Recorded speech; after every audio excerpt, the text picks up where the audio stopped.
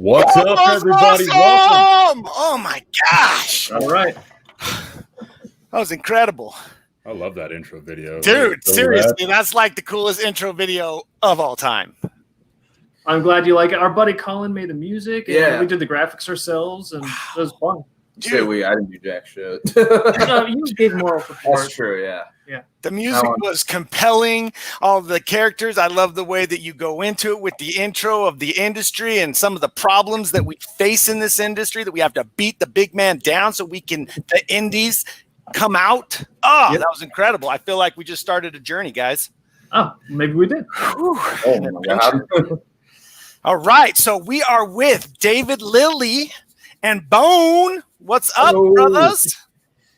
Nothing much. We got Bone live in I studio. happened to be here tonight for something completely unrelated, so we're like, hey, let's bring Dude, he's crashing Spotlight, right? I know, it's awesome. All right, so for those of the few out there that don't know who you are, David, you first, please. Would you kind of tell us a little bit about yourself? Sure. I'm David Lillie, and me and Liz create the Dreamkeepers graphic novel series, which it's a lot of fun. We've got a whole pile of graphic novels that we've done. And it's grown quite a bit. It's got its own dedicated soundtrack now. It's got a spin-off novel. It's got a tabletop game, and still growing. We're actually coming up on Volume 5 is going to have a Kickstarter.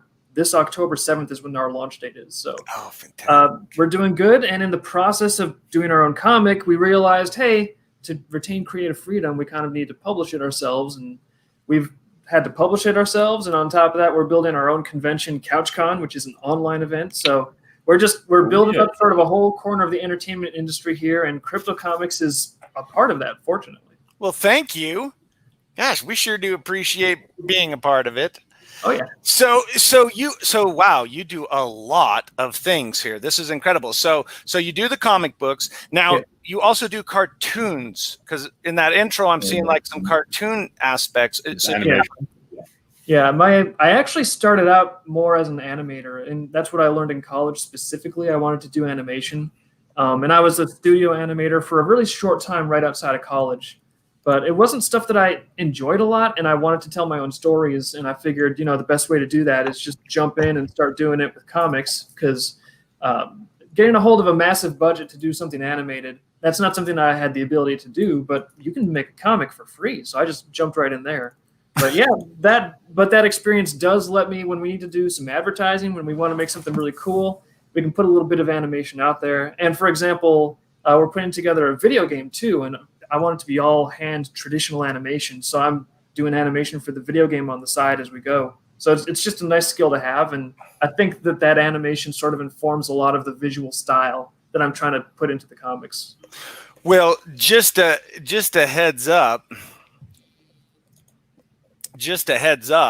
Yeah. I heard through the grapevine, and I'm not 100% sure on this, but the reader in the crypto comics marketplace is actually going to support full motion video. Oh, that's going to be cool. So you're going to be able to actually show Dreamkeepers through animated pages. That's going to be really fun, because I could even, just like a teeny tiny little animation, you could like put a teeny tiny little animation in the middle of a comic. Yeah.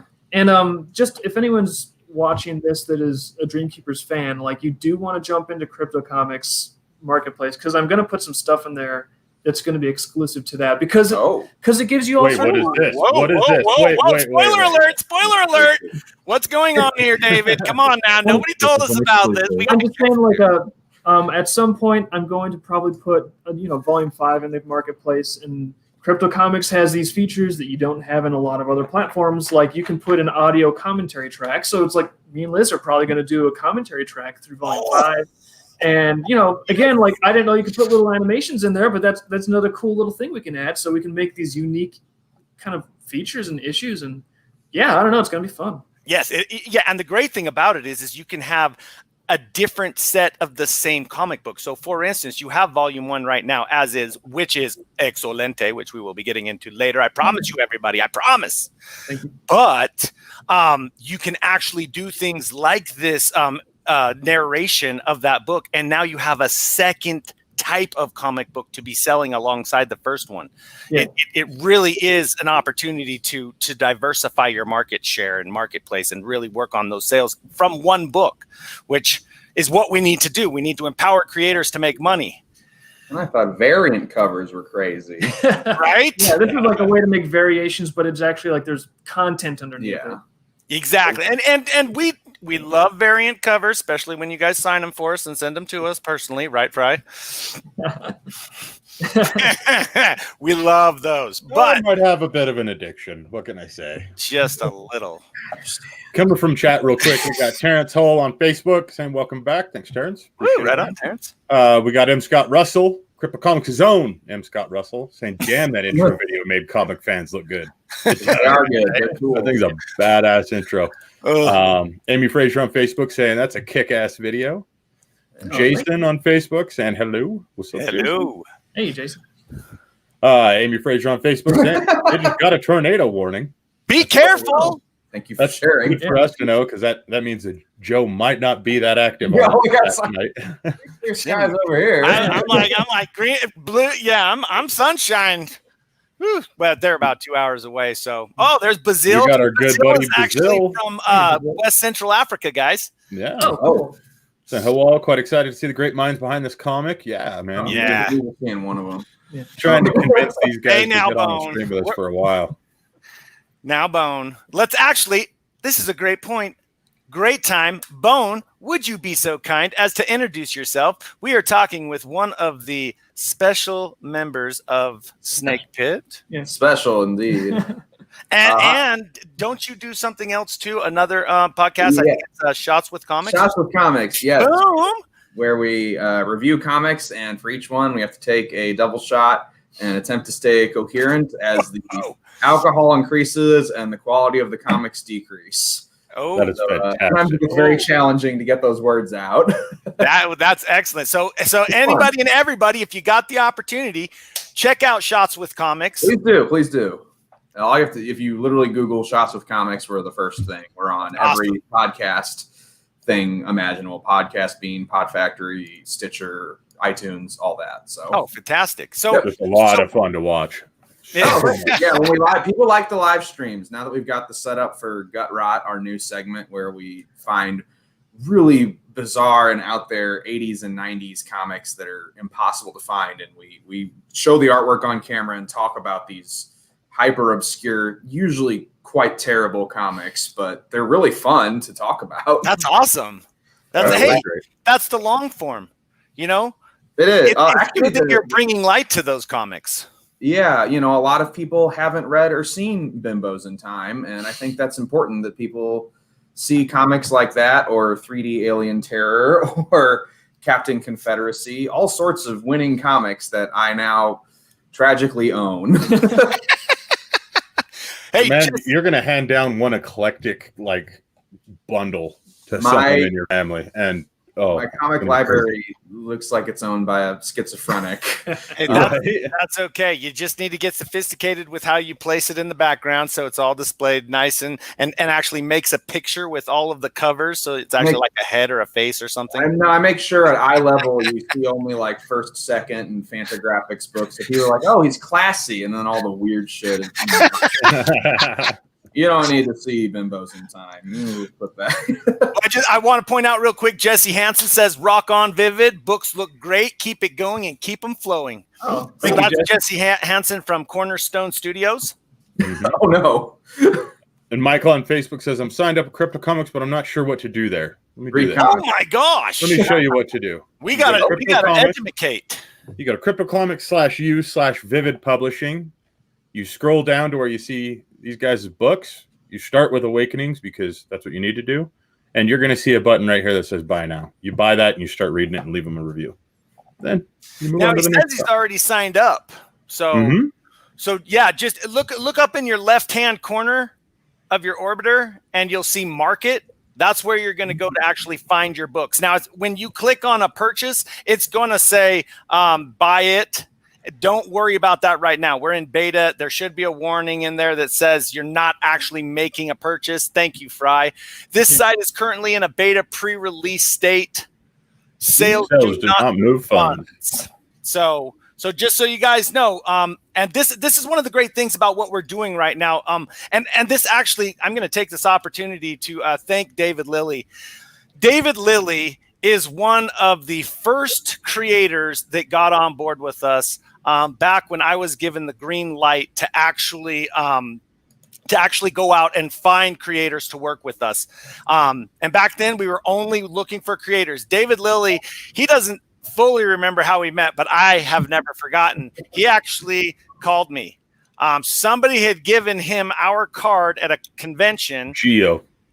Was it Geo? Yeah, that makes sense. Geo gave him our card at a convention, and he called me, and I was like, hello, and he's like, yeah, this is David Lillie, and I just wanted, I want to know what you guys are doing. And I was like, oh my gosh, you're a real creator. Oh my gosh, let me, I need paper and pencil, and it was so fantastic. So part of this story, and it's so funny, is David Lillie contributed Volume 1 and Volume 2 to help us build the uploader and the reader right off the bat. And when we got those, they blew apart our uploader and they totally demolished the reader. It was fantastic. Like, it was so incredible. The books are just done so well. They're big volumes. They've got lots of pages, great color. Everything looks fantastic. And they put us through the paces. Man, they put us through the paces. It was so awesome. And I just want to say thank you, David Lillie. That really helped us get to where we're at. It's so awesome. Like, it's so awesome. I can't begin to tell you how important that was for us. It really meant a lot. I can break something for someone, I'm here to do it. Wow. That makes two people in this stream right now. Wait, I need to go this direction and this direction. I'm really good at breaking. They don't call me the bug magnet for nothing. I literally am the bug running around the system. They're like, something's broken. Quick, call Jared. See what he did. I thought maybe you were afraid of mosquitoes or something. I didn't know. Nope. It's also that. See, in building tech, bugs are not just something that's messed up in the code. It's also how people choose to do things. So the unique flavor of a person actually adds to how they tend to do something or how they would naturally flow through something. And that in itself can become a bug. We can actually summarize that easier by how our developers love to say, is this a bug or a feature? Right. So let's see. On Facebook, Brazil says, "Wow, that's a cool feature to totally make use of." Talking about the video and the animated. Right now, you can already put animations in the book, but they're GIFs, right? GIF, or is the full blown animation ready? Let's see. M. Scott Russell says, "Shots with Comics is fun to listen to." Glad. Try to keep it up. Glad you like it. It's a lot of fun to record. The next day isn't always. Some rough episodes. I'm sure. The price we pay. Yeah. Built up a good tolerance, though. So that's pretty cool. Oh, that means you can drink more and read more, right? Yeah, potentially. All right. That's good. That's good. All right. So, in relation to Vivid Publishing, so what caused Vivid Publishing to become Vivid Publishing? So you were getting into animation, David, and tell us about that. Tell us what happened there. Well, the animation stuff, it was fun. I was actually doing traditional animation, but it was for like sports teams scoreboards.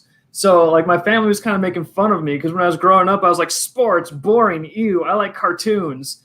So I get a job making cartoons, and it's for sports. So they didn't let me hear the end of that.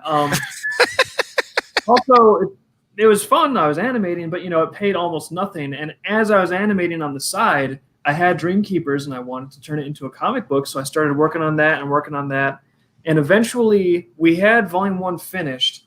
And so I was so excited because we had gone to a couple small conventions. We showed people like little previews of pages and just like a 3-ring binder. And so a few people, not a lot, but a few people were ready to buy it and read it. And we had a publisher at the time. And the publisher was like, oh, yeah, well, maybe we'll publish it next year. And it's like, oh, that's a long wait. Okay. And he's like, also, don't get your hopes up. You're never going to make a living off of this. I mean, that's just not realistic. That's what your publisher told you?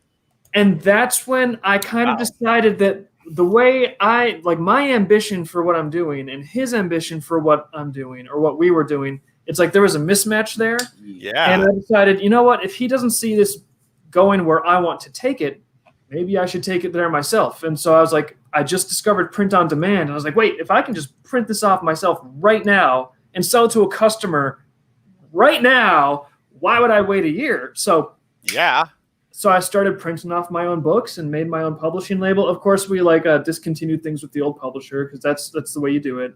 But as soon as that's respectful. Yeah. But as soon as we got clear of that agreement, we started printing our own books, selling them. We made a little publisher label, and so that's how our publishing company started. Liz, wait. Oh, should we? Oh, if you want to, yeah. Liz, get in here. Oh, we got Liz. Goodbye.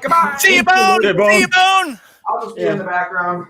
So, Liz, do you have any details to add or oversight? Oh my goodness, I was there for all of that, and watching Dave grow a beard out because he was being published, and he's waiting for his book to come out, and it's another year, and it finally came down to like, Dave, you got to shave. That was a mistake. Once we got a publisher, I was like, oh wow, well, I'm not going to shave until our book is in print, and I didn't know you did that. How long did your beard get? I've got photos. It was not good. Oh, you gotta share. You're talking to a beard guru. Bone, get back in here. Liz, get out. Get out. All right, so those photos are probably going to become public now. Just imagine a really nasty homeless man who likes to draw too much. You don't need to see the photos. You can imagine it. Oh, hey. I think beards are awesome. I'm going to say I kind of feel like we need to see the photos. Okay, so we'll change your mind. It's okay. So you thought that you would be able to grow a beard and it wouldn't get very long before you were published. Yeah, and then I saw myself in the mirror and I was like, oh God, I look like a monster. I need to start selling copies of this book. Quick question from the field. M. Scott is wondering, what sports teams were you animating for? I don't even remember. It was because I don't care about sports, but it was major league sports teams. We're talking Major League Baseball, hockey teams for sure. I remember the mascot was a white polar bear in a blue jersey. I don't remember the team. Dave was working in Columbus, Ohio at the time. Yeah, but it was this little firm that just they did animations for scoreboards, and all these big teams would like contract them to do scoreboard animations. So like every time your team got like a goal or something, the animation would play of like their mascot like beating the other mascot. Oh yeah. You did those? Yeah. That's awesome. Right.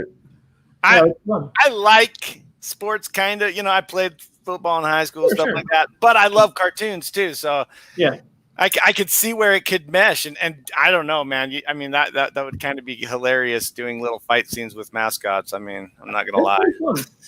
And you don't think that kind of inspired a little bit of Dreamkeepers? Not the storyline, but it helped. Like all the practice helped me get my animation style sharper, and that I think that directly translates into drawing ability too. Oh, your drawing ability is fantastic. Excelente. I freaking love reading Dreamkeepers. It is such a fantastic, just what's the best way to put it? Tasty thing for the eyes. I'm not a great person when it comes to like the story, and like I have a hard time getting into novels and stuff like that, lots of words on pages. But man, when there's pictures, because those pictures can communicate so much to my mind, like it's fantastic. And your color, just the whole idea, that's fantastic. So Vivid Publishing got started due to the fact that other people were not as driven as you two are. Yeah. When did it play into where Liz, your photography and stuff like that was really contributing to the scenery and things like that? Because I noticed that in volume 2. Was that in volume 1 as well? I would say no. I did not have a lot of participation in the beginning of volume 1. I came through and did a lot of editing on it later when we had to fix many problems with the book. I'm actually more of a 3D sculptor. So I use drawing to build that. Like Dave is all traditional. Like all of the drawing in the book is his, Mhm. but I use drawing to build like 3D stuff. So I'm a little more concept. Yeah. So what I do is I come in and I do the color charts and the color layouts for all the characters. We have a couple characters who are very, very popular, and they're basically mine. They're kind of my children in a weird way. Oh, which ones are those? I'd say V and Bobby. Yeah. V From and the Bobby. Prelude collection. They're showing up in volume 4. Oh, of course, I haven't even gotten to see that one yet. Peak. I'm mainly familiar with what is it, Whip, Mace, Nama, and Lilith. Isgoth. I can't remember the lizard dude, but he's super cool. The shark. Winter, yeah. Yes. Is it Center? Yeah. It is. Center. Yeah, he's super awesome. I like how they're all old old men who can't see and stuff, but they're like bad age, dude. That's so awesome. And they always mess with is it Guru, the shark? Grun. Oh, Gron, yeah. Yeah, Grant. That's so classic. Some of the humor has just been fantastic. Excellent. Yeah. I love when they're like, you have all these stormtroopers coming in, ready to storm their place where they've been hiding out, and then they get Grunt to put gloves on his feet and boots on his hands. Oh, He's yeah. like, how am I going to do this? They're like, well, walk out upside down. They won't recognize you. What? I love the humor that you put into this comic book. It's so fantastic. It's so like timed so well. Because Glitchman on Twitch says Dave needs to get version 3 and version 4 up at some point. The art gets I better do. and better. Yeah. oh, I'll bet. We're Because gonna I have was noticing a big difference between 1 and 2. Oh yeah, actually. yeah. Yeah, 3 and 4 they're coming to the marketplace. I've just been slammed with a whole lot of stuff, especially managing CouchCon added a lot to the plate, but they're coming. So just A lot of time took more than a year between volume 1 and volume 2. I don't know. It's No? Okay. it's All right, they come out looking cool, but it takes forever to make these things.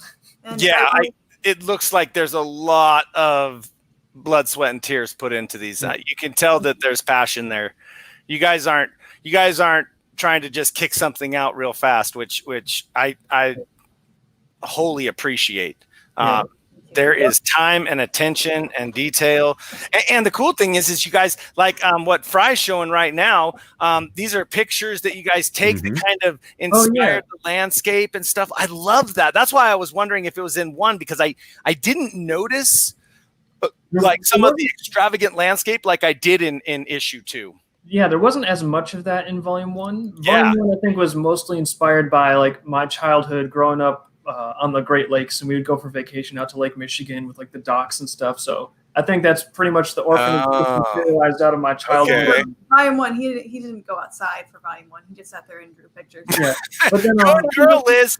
Way to take him out. Yeah. Thank you. Way to get him out into the wild. Yeah. So Yeah, speaking of that, Liz, I got a question for you on that. So of all the places that you go and how he's using him in his artwork and stuff like that, if you're thinking along the lines of using your photography specifically for Dreamkeepers, where in the world would you want to go? I've been to Rome, and I loved the way you could turn a corner in the city and the sculptures would just be there, and nobody. It's not a famous sculpture. It's not one that shows up in the books. It's just there, and the columns and the ruins were just so fascinating. And David's never been, so that would be wonderful to take him there sometime. Oh, That would be really cool. So going back also to how you were talking about how you did a lot of help with the editing and stuff like that on book 1.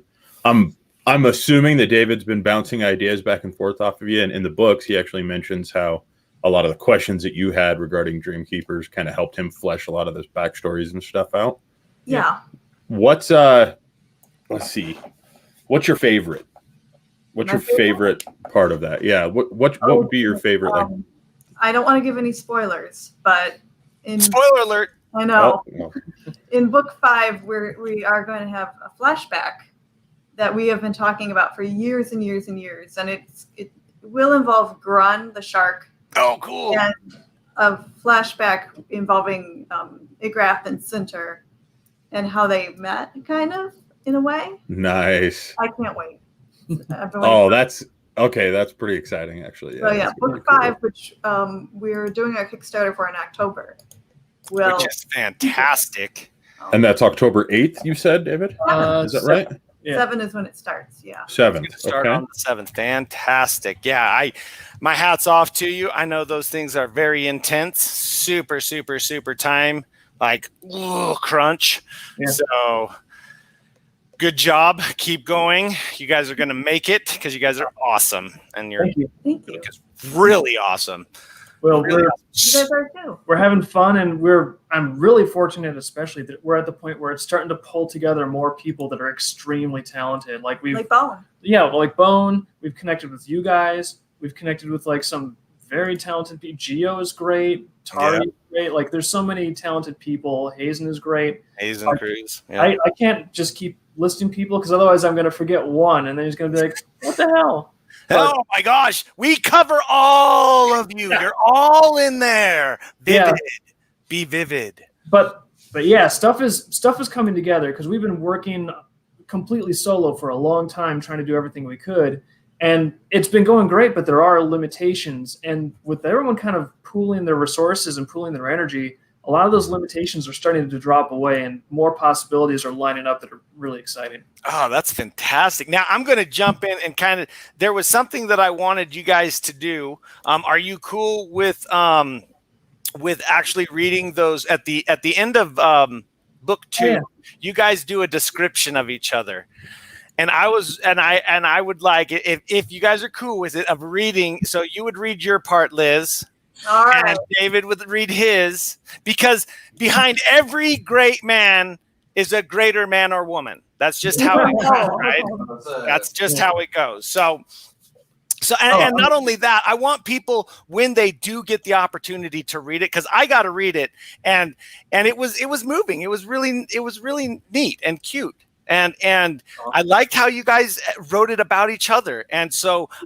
This is going to give people the opportunity when they read it to really hear it in your voice in their head. Mm-hmm. Mm-hmm. So, all right. So this is circa, what was it, like 2008 that Volume 2 came out. So it's this is what we thought about each other 10 years ago. Let's see if she's going to improvise it. Hopefully it stayed similar. All right, let's see. I'm going to see if you match up to decade ago, Liz. Liz sports a set of sharp green eyes, which have proven remarkably adept and noting and correcting the slew of mistakes left in the wake of my drawing sprees. That's still accurate. Her bright blonde hair doesn't have a specific function, but it doesn't hurt to look at. Anyone foolish enough to try taking advantage of her pleasant demeanor will typically find themselves stumbling unwittingly into the crosshairs of a hidden feisty streak a mile wide. I feel like you've mellowed a little bit. I have mellowed. Yeah. You've grown patient. That's my contribution. Training her in patience. Yeah. Oh, I do the same thing for my wife. All right. Should I read this? Yes, ma'am. If one were to summarize David Lillie with his dynamic energy, can't do this. It's been too long. His charisma and formidable perseverance, the word squirrely is unanimously popular with our cohorts. However, the parallels of tree climbing and forgetting where he left things neglect to include his passion for swimming, his deceptively palatable culinary adventures dried on the stovetop, and the expert business logistics he shares during strolls about town. Dave's appeal and boyish sincerity personify his gifted talents, the way devouring adult literature by lamplight exempts the adornment of his fluffy doggy slippers. Well, it's been a while on the slippers. Yeah, I don't have fluffy slippers anymore. And I haven't climbed a tree in a while, but I think that might be the solution to our problem in the backyard. Be careful. You know, you think you're young, then you go climbing a tree. I actually was a tree trimmer for about 5 years up in northern Idaho. Yeah. You know, it's super fun until you don't catch that limb, and then it's not super fun because you're really high up there. So, Jared, it's okay. I've got photos of that too. Hey, and I just wanted to say thank you and bravo That was excellent. That was awesome. That was excellent. That was so cute, and that was awesome. We got a question from chat. Yeah, Sure. So M. Scott Russell on YouTube says, "What's your favorite scrapped idea that you guys didn't use?" Oh, Ooh. I can answer that. Yeah, go ahead. Okay. There is a scrapped idea, and I'm trying to bring it back in, and I think I convinced Dave. It's the very, very last scene of the book. The entire series is the last scene. Oh yeah. And I can't share it Yeah, now. but you can't describe it because that would be a spoiler. I know. Wait a minute. So it's a if we- scrapped idea that you're going to use now? Yeah. Yeah, we might recycle Yeah, it I'm back in. really. Ah. And it's all I say is that a character you thought was deceased is not. I will say one scrapped idea that I like is one of the openings to. There's actually some alternate scenes in Volume 1, which now that I think about it, that might make good material for like a special Crypto Comics release. Yes. That's Yeah. what I'm talking about. That's what I'm talking about. You know, Volume 1, we were just starting out, so we were a little awkward. So a couple of the scenes that were originally there, we redid those scenes and cut new scenes in there. So there's a couple deleted scenes from Volume 1, and I think one of them especially, like the opening with Genevieve getting killed right at the beginning, it was like way more gory. And at the time I was like, yeah, this shows that we're not going to be sugarcoating anything. And we were like, impaled, crushed, like toasted. Maybe we don't need to go beyond that. We kind of established that. Like that's a little much, but I don't know. It might be fun for a special edition. Well, the cool thing is that's already drawn up, I believe. Yeah. So it's actually ready to rock. Yeah. Ooh. Show it off and include it. And Dude, that sounds awesome. That sounds awesome. Now we have 5H0CK3N saying the fandom of Dreamkeepers is full of incredible people. I have to agree. I have to fully agree. We are really fortunate with the people that have like gravitated to our work. So thank you guys for being really nice and welcoming and making a good community that people can enjoy. Yeah. So that brings a question to me now. Or a question from me. Yeah, that's a question. What did you say first? A question from me? you? Or? I don't know, man. Oh man, somebody's tired. Somebody's been reading a lot of Dreamkeepers while working. Somebody's been trying to work. So one thing I've noticed that's really different about, well, Vivid as a whole, but Dreamkeepers specifically, is that your fandom is kind of it's unlike any other books fandom for sure.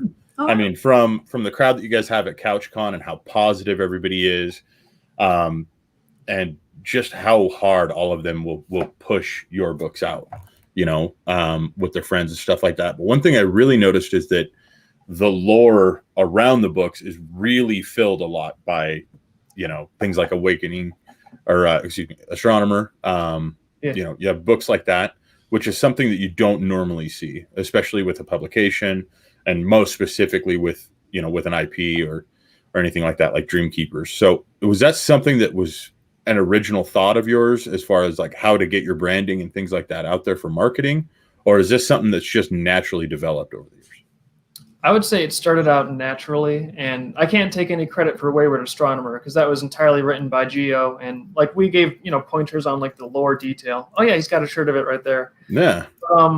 Sort of like beyond that, I think one of the things that even facilitated the ability for him to jump into his own story was what you're describing, which is we have a lot of lore built up. Like in addition to just the books, like if you go on the website, there's stuff that's never been published in any book, but there's like history and like technology and different types of weapons and like there's like everything. There's like all this context, and the reason for that is I wanted to make a world that really felt like it was real, like something that was totally fantastic and out there, but it still felt like tangible. It felt like there was something to it, where things overlap and they make sense in a way, and it's interesting and new, but at the same time, it's not arbitrary. Like things work the way they do for a reason. And because things in there have their own internal logic, you can kind of put yourself in there and think, well, what would happen if I did this? And because there is a world around you, you can kind of like play that forward and see where the story takes you. And so to me, I almost think I was inspired a lot by the success of Star Wars. And, like the story might have had some recent stumbles, but generally speaking, Star Wars was like, oh, it's this cool couple of movies. It's like a nice little story. And then it's this big universe, and you could kind of explore it, and there's all this expanded literature. And so I think I wanted something that was a really rich, interesting, dynamic story, but I wanted it to not just be a story. I wanted to make a world. I wanted to make a world where people could go and, maybe do cool stuff and imagine cool things. And so it's sort of more. I love that. Parts, I guess. Yeah, I was thinking also in relation to it. Star Wars is a great example, but I was also thinking J.R.R. Tolkien. He had a lot of background lore to his world that he had created, and I think that's the key. What's incredible is so you created the lore to really give your world a foundation, and people picked up on that, and because they loved the story so much, they came up with their own stories. Now, do these stories run in tandem? Like, for instance, does Wayward Astronomer run with Dreamkeepers Volume 1, 2, 3, 4, 5? Or is it officially canon? Its own thing, or the way it works technically is, if Vivid Publishing publishes like a book, then it's officially Vivid Publishing canon. So Wayward Astronomer, we co-published it with the author, so that's canon. Like, that exists in the same world as the graphic novels. They can meet Mace, and they can have fun with and you're totally fine with them. That's so awesome. Oh, yeah. Actually, Gio's character appears as a cameo in one of our books. Yeah, but technically. So that's an Easter egg, I think, in Volume 4. But technically, the way the timelines match up, that's technically like an Easter egg where it's like, well, he wouldn't have really been. Spoiler alert! Yeah, see, I'm not the only one, Fry. Thank you, Liz. Thank you. Well, you are wonderful. Let's do this. Shocking. I get in trouble for that all the time. Since that comment got us talking so much, Easter eggs. Let's give Shocking a shirt. Let's do that. So Shocking, Hey, all right. So Shocking, you shoot Crypto Comics a message on whatever platform you're on. Looks like Twitch. Get us your shipping information and your shirt size, and we'll shoot you an astronomer shirt. Nice. All right. Why not? Very cool, you guys. And then got to do that kind of stuff. Let's see here. Next up, Glitchman87 on Twitch. In your journey creating Dreamkeepers up to now and running your own company, looking back, what surprised you the most? I think the thing that surprised me the most was evil, for lack of a better word. You think you're going to go out there and like, I'm just going to make a comic. I'm just having fun, and I'll just share it with the people that like it, and shouldn't be an issue. But occasionally you run into people, and especially people that like to put themselves in places of authority where they are just really vindictive and aggressive, and they'll do everything they can to undermine you and cut you off the legs or spread lies about you, behind the scenes and rumors. And so I think going through this and kind of like running through that stuff and learning how to deal with it, that's sort of part of, I think, what helped me develop as a person is learning, well, here's how people tick. And, it doesn't do any good to sit there and be like, oh, they shouldn't do that. It's like, well, there's people out there, if they can do it, odds are some of them will do it sooner or later. So right, like, what are you going to do? Shake your fist at the sky? It's like, you just got to learn to deal with it and adapt and move forward in a way that is constructive and realistic at the same time. Yeah, I love it. So Jared's having a little bit of a technical difficulty, so he's restarting his stream software there. He was getting too enthusiastic. I think that probably overloaded his signal. Well, while he's gone, I got to ask really quick. Since every human has their own Dreamkeeper in the universe, I got to know, what would Jared's Dreamkeeper's power be? Oh. Well, he's always really high energy and extroverted and like outward focused. Oh, he might not be happy with that question. Yeah, we're determining what your Dreamkeeper would be. So. Oh, what is my Dreamkeeper? I didn't even get to hear because my computer tells me that my Wi-Fi, which I'm not plugged into, doesn't work. High energy, extroverted, outward focused. You just proved me right completely. Those are superpowers? I was thinking flying, super strength, intense charisma. You don't get to choose. Well, technically he does. Okay. But for the purposes of the stream, you don't get to choose. What? I would say maybe. What if it was something like he has the ability to like infuse his surroundings with energy, so that way, if there was like a bad guy coming, it's like boom, you just you stepped on like an energy landmine because. Or could he control the energy so he could be like it could slow somebody down or speed somebody up, feed the people around you. You can encourage them with positivity or bring them down with negativity. Yeah, there you go. See, and that's one of the things that I really like about the whole premise is because I wanted to make a world with very defined rules and here's how it works and it's specific, but with like all this creative freedom where it's like I want to have a big door open where people can be creative and put a little bit of themselves in there. Where it's like, what would your power be? It's like they're supernatural, so you can kind of really That's make so whatever cool. you want. Yeah, so I haven't read enough, so I am very, very, very interested to know. And since you've already come out with 3 and 4, it's not really a spoiler alert. But what is I think it's Nama's power and Mace's power, because Mace I haven't seen nothing yet of Mace, and it's got to be big and powerful because that's why that lady who is it Nabanitis.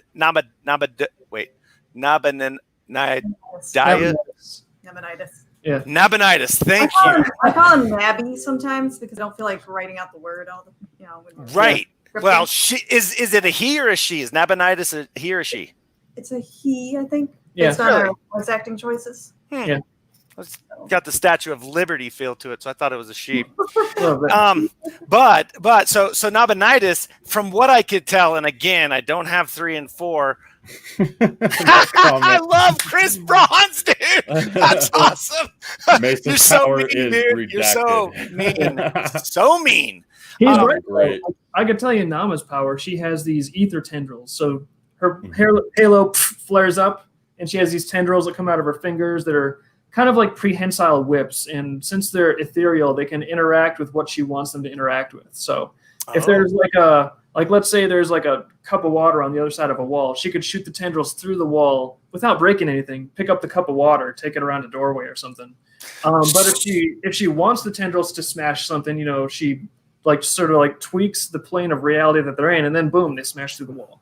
So what was she messing with when she made the mark bigger on who was it? Tinsel. Oh, Tinsel. Oh, when she destroyed her perfection. Actually, that was Nabanitis that did that to Tinsel. Nama was just she was somewhere else at the time.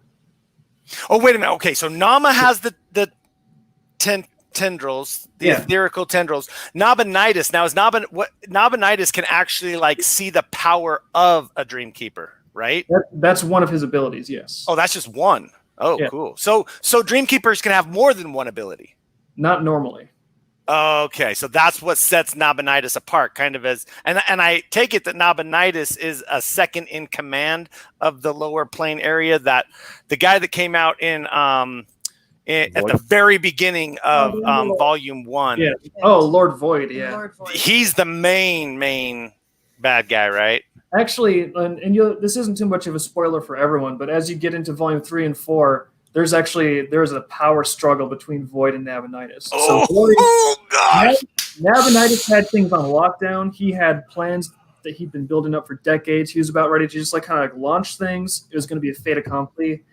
Then someone summoned Lord Void, and they were not supposed to do that. And now Lord Void is like, "Well, I'm in charge." And so there's a major power struggle in the enemy camp. Gosh, dude, that's what's so great about this story, man. I mean, seriously, I was reading it and yeah, you just get drawn in and you're just like, okay, what's gonna happen next? Oh my gosh, what's gonna happen next? Action packed. Oh my gosh, there's these connections building because like Mace is falling in love with Nama. She actually has another admirer who's starting to get drawn in at the end of when he goes on a search for her at the end of book or Volume 2. Like, I'm just like, oh my gosh, Lilith. I mean, you feel bad for Lilith because you could tell that the only reason she's like kind of has that rough exterior is because she's had it rough, but she really does have a sincere and sweet heart. Just the way she talks with Mace and stuff. I'm just like, I gotta know more. Oh! So speaking of how Jared's reaction is there on Twitch, we got a comment from GPD. Because I will be a diehard fan forever, but I can't help but wonder, considering the amount of time between each volume, are we all going to be insanely old by the time we see how it all ends? It's not the destination, it's the journey, but Aww. Will it ever end? It will, like, we've got the whole story planned out, like ending and all, because I think that's my deleted scene. Too. Yeah, that's one of the risks that storytellers can do, and I can think of one big guy. I think George R. R. Martin did this, but I'm not sure. Where you throw a bunch of fun plot ideas into the air, and it's like, oh, what about this? What about that? What about this? And if you're skilled, you can make it all seem so interesting. But every story has the implicit like framework where the audience is like, and it all ties together somehow, and that's what the ending is for. It all ties together somehow. And if you don't have it planned out, then suddenly you stall out on your last 2 books for like forever, and it's not pretty. You want it to end in a way that's satisfying and makes sense, and is something that's cumulative from the whole thing. So we've got the whole story planned out. And that's so awesome. However, he is right. We've got a pretty big story. It's an epic storyline. And going forward, that's one of the things that I'm hopeful that the Volume 5 campaign might do for us, is we've been going on like a very solid little readership right here. But in the big scheme of things, it's not that big. We have very, very limited resources, so we don't really have the ability to outsource our production effectively. And I'm hoping that if Volume 5 goes well enough, and if we can expand our readership by a great enough degree, I would really like to start making the books faster and pulling in more assistants to help with some of the stages of the coloring, and even maybe some stages of drawing, where it's like, if I can direct it and make sure everything is just the way I want it, if we have the money to actually hire some professionals to bring it the rest of the way to completion, that would make everything go faster. And I really want that to happen, because as much as I love doing these stories, it's like, well, I got plenty of other stuff I could do too. There's plenty of ideas in the world, and I want these stories to go as fast as they can. You know what? Oh, sorry. Go ahead, Liz. Thank you. We plan on ramping up production. We would love to get a book done a year. We do have an ending in mind. This is not just like a little where are we going journey. But I would say I already have some colorists working for me, and we want to keep it in Dave's art style, of course. Yeah.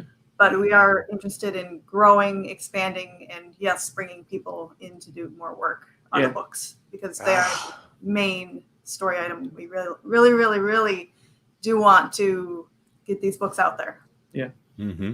That's awesome. What I was gonna just say is that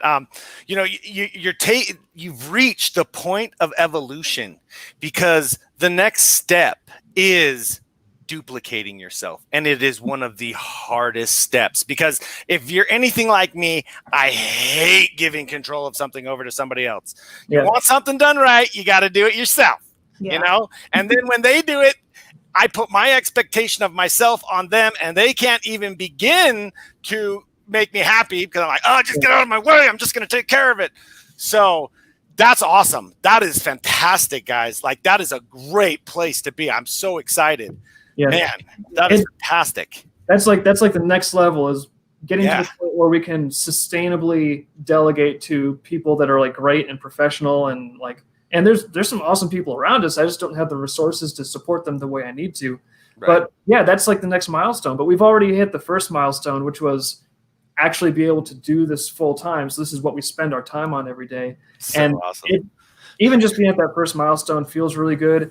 It did take a long time. It took most of a decade where I quit the animation job, because when I was trying to make the comic and I was in, the studio animating every day, it just sucked all of my creative fire out. Like I would go home and it's like time to collapse. Well, you would fall asleep at the.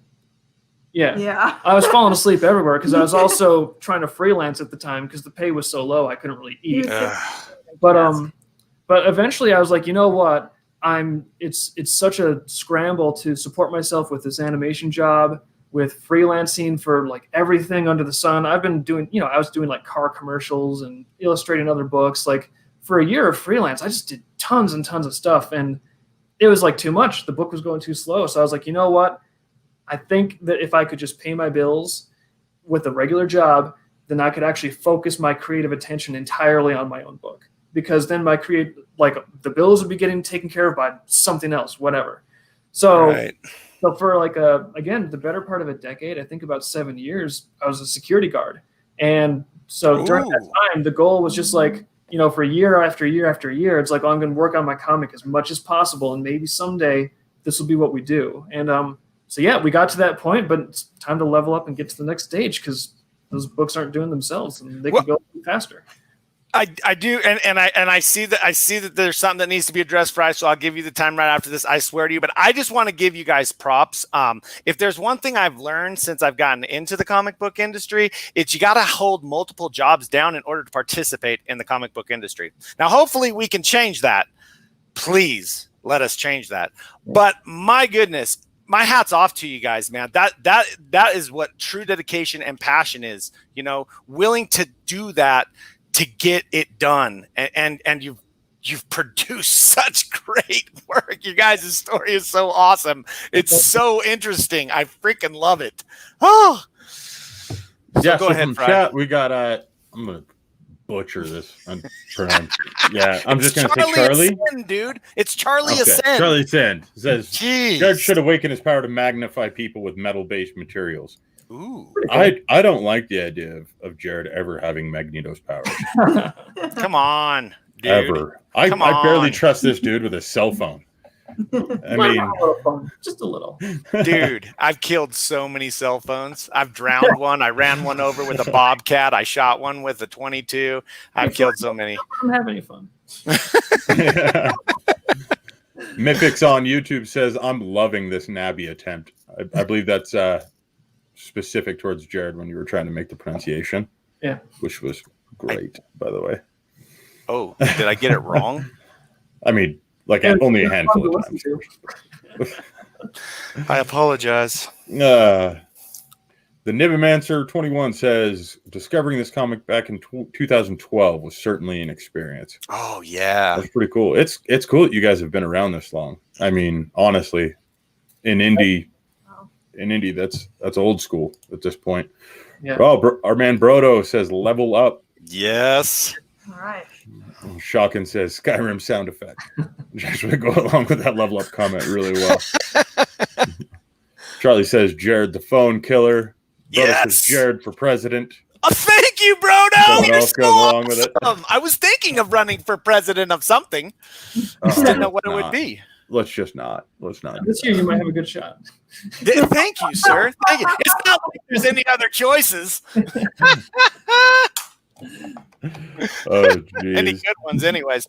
And we better keep off of that topic and back onto this topic. So let's talk about this. In relation to the books, like what moving forward, what are your guys' goals? What steps do you see you're going to be taking in the near future to actually accomplish your goals? What's coming up? Aside from issue 5 and the Kickstarter.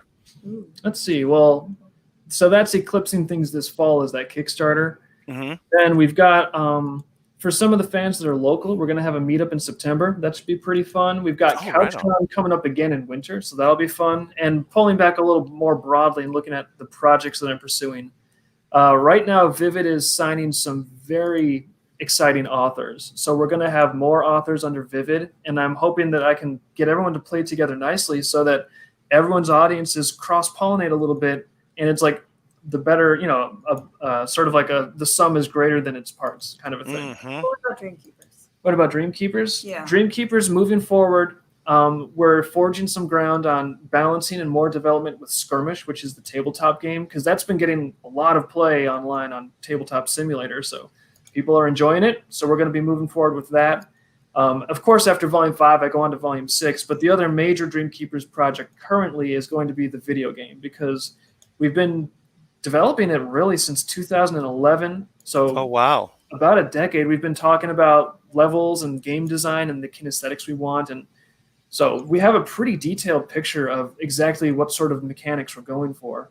And got Mace halfway animated. He's going to be one of the main playable characters. So, but I need to get the rest of him animated. And also to get the video game a step closer to letting people sort of play at least some playtest modules. We're also thinking maybe the Volume 5 Kickstarter, we're going to see if we can raise the money to get Nama animated as a playable character. Or Bast. Oh. Or Bast. I guess we'll let the backers decide which one we animate first. But the video game is one of those examples of a project where I'm animating Mace's entire library of motion myself, because for the video game, I'm very particular. Yeah, I get to color it. I'm very particular about the animation style, because Just like I care about how the comics look, the animation, I have it in mind that it moves a certain way. It's kind of like a mix between Warner Brothers, but not that cartoony, a little bit of like anime, but there's still more squash and stretch than like straight up typical anime. So I'm animating Mace entirely myself. And then once I have that, again, the video game's a massive project. I need to get the books done faster. So if I have the resources, it's time to start looking for some professional animators that can tackle that with me. And that's where, if I have Mace done, I can point to a set of animation and be like, sort of like this, like look at the amount of squash and stretch, yada, yada. So that way it makes sure that the game has sort of like the flavor that I want it to have. But again, to really make it happen, it's time to start pulling in some additional talent because there's only so much one person can do, really.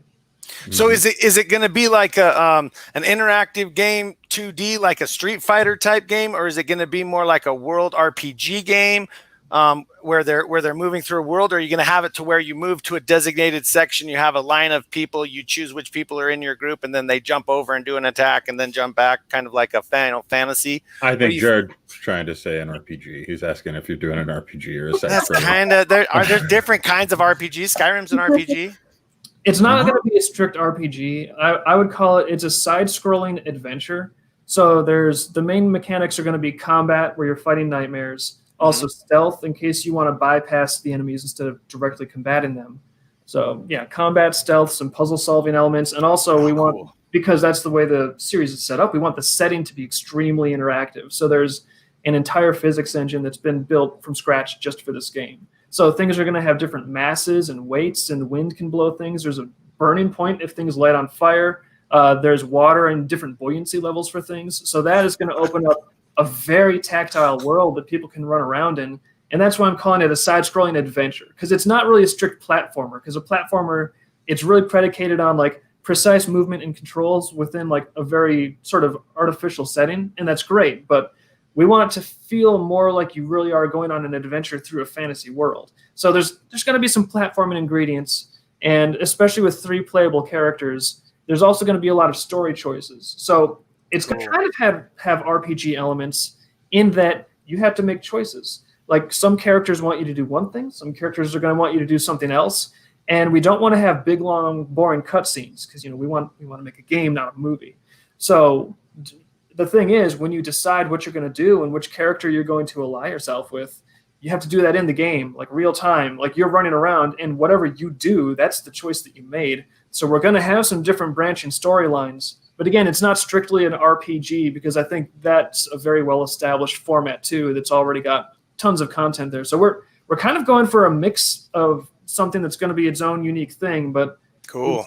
Basically going to be a very pretty traditionally animated side-scrolling adventure. That is going to be That'll be awesome.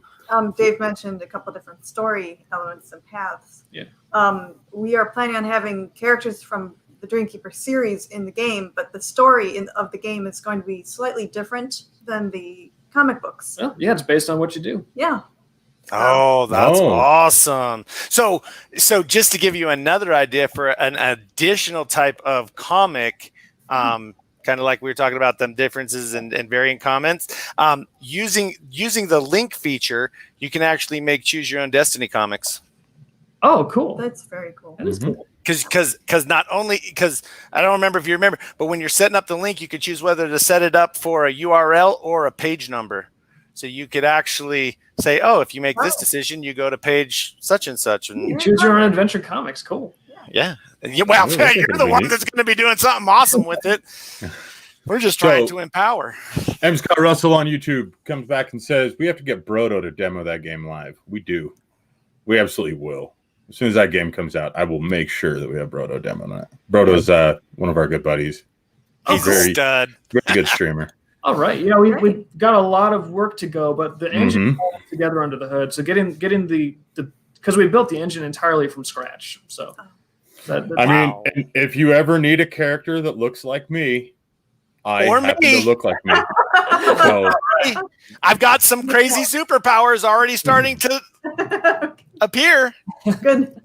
So Blue Paw on Twitch says, Dave and Liz, I kind of wish we had a pronunciation guide for the GNS and Prelude cast. Some names are fairly easy, but others, well, I won't discuss how much I've struggled with some of their names. If you were on the stream earlier, you see we do the same thing. Oh man, I was murdering names left and right. And like up to this point, I've always kind of been like, oh, like since it's in a comic, it's in written format.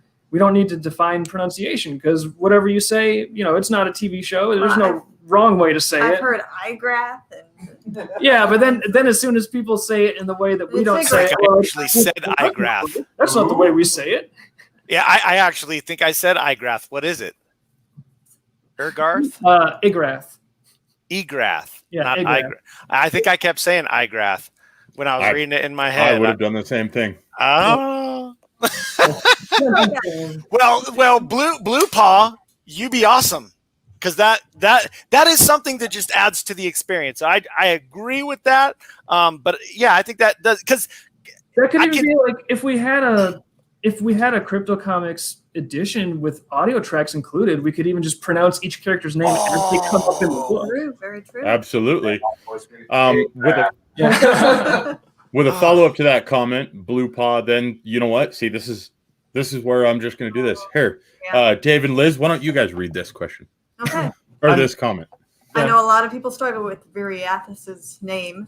I know. And the short version, V, it's not Vi, it is V. Whether it's pronounced V or Vi. Thankfully, I found a video where Dave said her name and that ended the struggle for me. It sounds like we need to do something. Well, the Crypto Comics thing lets you put audio in. Okay. That'll be perfect. We'll make an edition of the comic that's like pronunciation edition. I like the way you're thinking, Dave. I like the way you're thinking. I do. I think it would be awesome to have a book narrated by you too. Yeah, well, I mean, if you make these features and tools and it's something that would be handy to people, it's sort of like, well, now we can do it. Don't have to do voices. Mm-hmm. Well, you get to do all of them now. Oh no! Yeah, and you have to stay in character the whole time. Yeah. You can't do what I do: start in an Australian accent and end in some other accent similar to an Australian accent. Irish usually is where that their goes. Power. Irish, thank you. Speaking of which, when you watch one of those or any of the Dreamkeeper the movie videos on YouTube, it's so weird to me because you'll read the comics and then you watch that and hear the voice dialogue and you're just like, oh wow, I was totally off on the way I imagined this character speaking. Well, some of the talent in that is really cool, but again, amazing. That wasn't our decision when it came to characters. Yeah, that was somebody else's. We like to give a lot of latitude for people to do fan art and fan projects, and that was a guy on his own recognizance totally doing a fan project. So we were like, yeah, if you're doing a fan project, you get to decide how you do it, and that way that's cool. We're not micromanaging. And he was Australian, so therefore Ravat was Australian. Yeah, Dark Speeds, if you ever want to look him up, he's awesome. But cool. So yeah, it was really interesting to see someone else's directorial vision of how it would be, because it's not the same as mine, but I like that because that way it's like, oh, here's a different interpretation of it, and we never would have known about that before. Yeah. That's awesome. Being flexible like that is really, really awesome. Because that, to me, that's how something great can come. Because it's like you said, you guys are getting to the point where it's not just you guys, it's everybody coming together and actually like contributing, and things are kind of growing out. Like you guys created the foundation, but it's really starting to sprout out into this beautiful tree with many, many branches and many, many leaves and tons of really beautiful flowers like a dahlia. Yeah. Thank you. So on Twitch, GPD comes back and says, oh, well, the characters have voices in the game. You know what? Originally, we were not going to, and our video programmer guy is shooting a whole bunch of voice acting ideas to us. So we were talking about maybe as an optional thing in the game. Yeah, right now it's the sort of thing where, because sometimes you play a game that's really cool and then the voice acting is god awful. And it's some even little features, like there's famously things that can just be so annoying and get under your skin and you can't get away from it. So voice acting is a major hazard, I think, in a video game, because if it's not done really well, it can actually make the game worse, not better. So right now we're going at it with the attitude of we're going to have like actual word balloons pop up on screen, so there will be that's cool. Yeah, so there will be no need for voice acting. It'll be almost like walking through a comic, I guess. But so voice acting is not a priority because it can be a can of worms. But especially because, you know, if we're making a game and we have limited resources, if we have like X amount we need for animation, maybe we don't have the money for the voice actors and to fund that and get that integrated. So it's more work. Mhm. It's possibly a reef that will sink the project. So right now we're thinking we probably won't have voices in the game unless we get more resources, because eventually we're not doing a crowdfunding for the game yet, because I feel like it needs to be a lot more together. I don't want to crowdfund on something that's like, you know, years away from completion. But Right. but once it's more together, we'll probably put a budget in there as a stretch goal, and that way if we do unlock it, maybe then we would have voices in the game. But I think we definitely decided that if we put voices in the game, there's going to be a feature where you can turn them off. And that way, if people don't like the voice acting, they can just roll through and look at the word balloons. Just do me a favor. Make sure that if you do reach that stretch goal and you do the voice acting for the game, it's similar to the voices in the comics, because that is the worst, man. When you go from season 1 of something and then in season 2 the voices change. Oh, it drives me nuts. See, that's part of why it's such a big can of worms, because if you're gonna like start deciding who's the voice actor for this character and that character, even aside from paying your voice actors and even aside from the financial side of it, casting the people that we really want for those characters, it's like if we were going to cast them, we want them in the video game and in potentially if we ever take it to an animated series, if we get up to that level. So we want to have consistent talent, and that means that the casting process is going to be pretty labor intensive. We're not just going to throw it out there and then pick from a hat. We got to put a lot of time and effort into it. So that's keep in mind that when we talk about we'd like to have the voices, but maybe we won't and all that. Keep in mind that we've been talking about this idea the entire time we've been doing the comic. I've been throwing songs and voice clips to Dave constantly, being like, is this Nama when she was 5? Is this Tinsel? The way it sings? Oh, right on. So we've been playing the whole time. Yeah. Oh, see, like I said, behind every great man, David. Yeah. Is a greater man or woman. It's the truth. So just be thankful. I am. Remind her how awesome she is all the time. You're awesome, Liz. Oh my gosh. Hi, Mom. Oh my gosh. No, Mom. They can't hear you. They can't hear you. Hi, Jared's mom. This is my mom, guys. She bombed my show. Oh, hello. She's so sweet. Hi, Jared's good mom. job. Jared came out just fine. Well, we know where Jared gets the couch crashing from now. Right? That's what I'm good at. So I've got a question going along with the art style that you guys are going to be using for the game. Are you going to keep it continuous with the art style that's in the books right now? Yeah, actually, that's part of the way the programmer designed the rendering engine, was backward engineering our shading style and our art style in the books. So it should look pretty consistent, because he literally was asking what layers do you use? How do you use them? Because that's how I can set up the lighting layers in the game rendering engine. That's cool. Although, keep in mind that Dave's style has changed over all of books. So I'd say it is going to be the most current style. So like Volume 5, but the squash and stretch and the smears are a little more cartoony. Yeah. He almost finished Mace's animation frames a couple years ago. And then he decided to redo them recently just so they would be better. Some things he didn't have before. Well, I was just there was a run cycle I did in 2012 that was it looked great. I think it looked okay. And then when I was looking at the project now, it's okay, this video game is in the works, the engine's almost there. It's time to really go for it and start making some final assets. And I looked at the run cycle and I knew I could do better. So I redid the run cycle. And so the style is sort of going to be up to speed with where the comics are pretty much right now, I think. Yeah. But, oh man, it's going to be so cool. There's a shading layer in the animation program for the video game that's it puts the cell shading on the character, but that it's a separate layer. So based on the ambient lighting in the scene, it's going to be darker or softer, and I think it might even be able to be a little more fuzzy or not fuzzy. And it's a really cool rendering engine. I'm excited for it. That's cool. Wow. So with a follow-up question to that, and this kind of goes back more towards the comics here, at the end of this book, it goes into talking about how difficult it is to color with your line style that you guys use, because you guys don't use the bold black inky lines like most comic creators do. No, he's gotten better though, a little more. Yeah. That makes it a little bit more easier for the colorist. I think it's rad. Yes.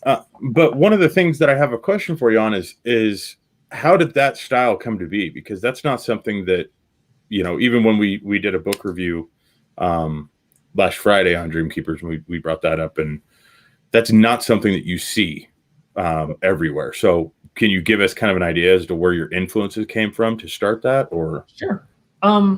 Yeah, it pretty much came from my animation background, because a lot of times, even in comics, like I'd pick up comics at the store, and you'd see, the pages of the comics where they're all inked in and colored, and then at the back of the book, you'd see like the concept sketches, and a lot of times I thought the concept sketches looked better than the actual. That's so common. Yeah. So when I was looking at these concept sketches, and I was like, you know what, the pencil looks so much more alive to me than the inks.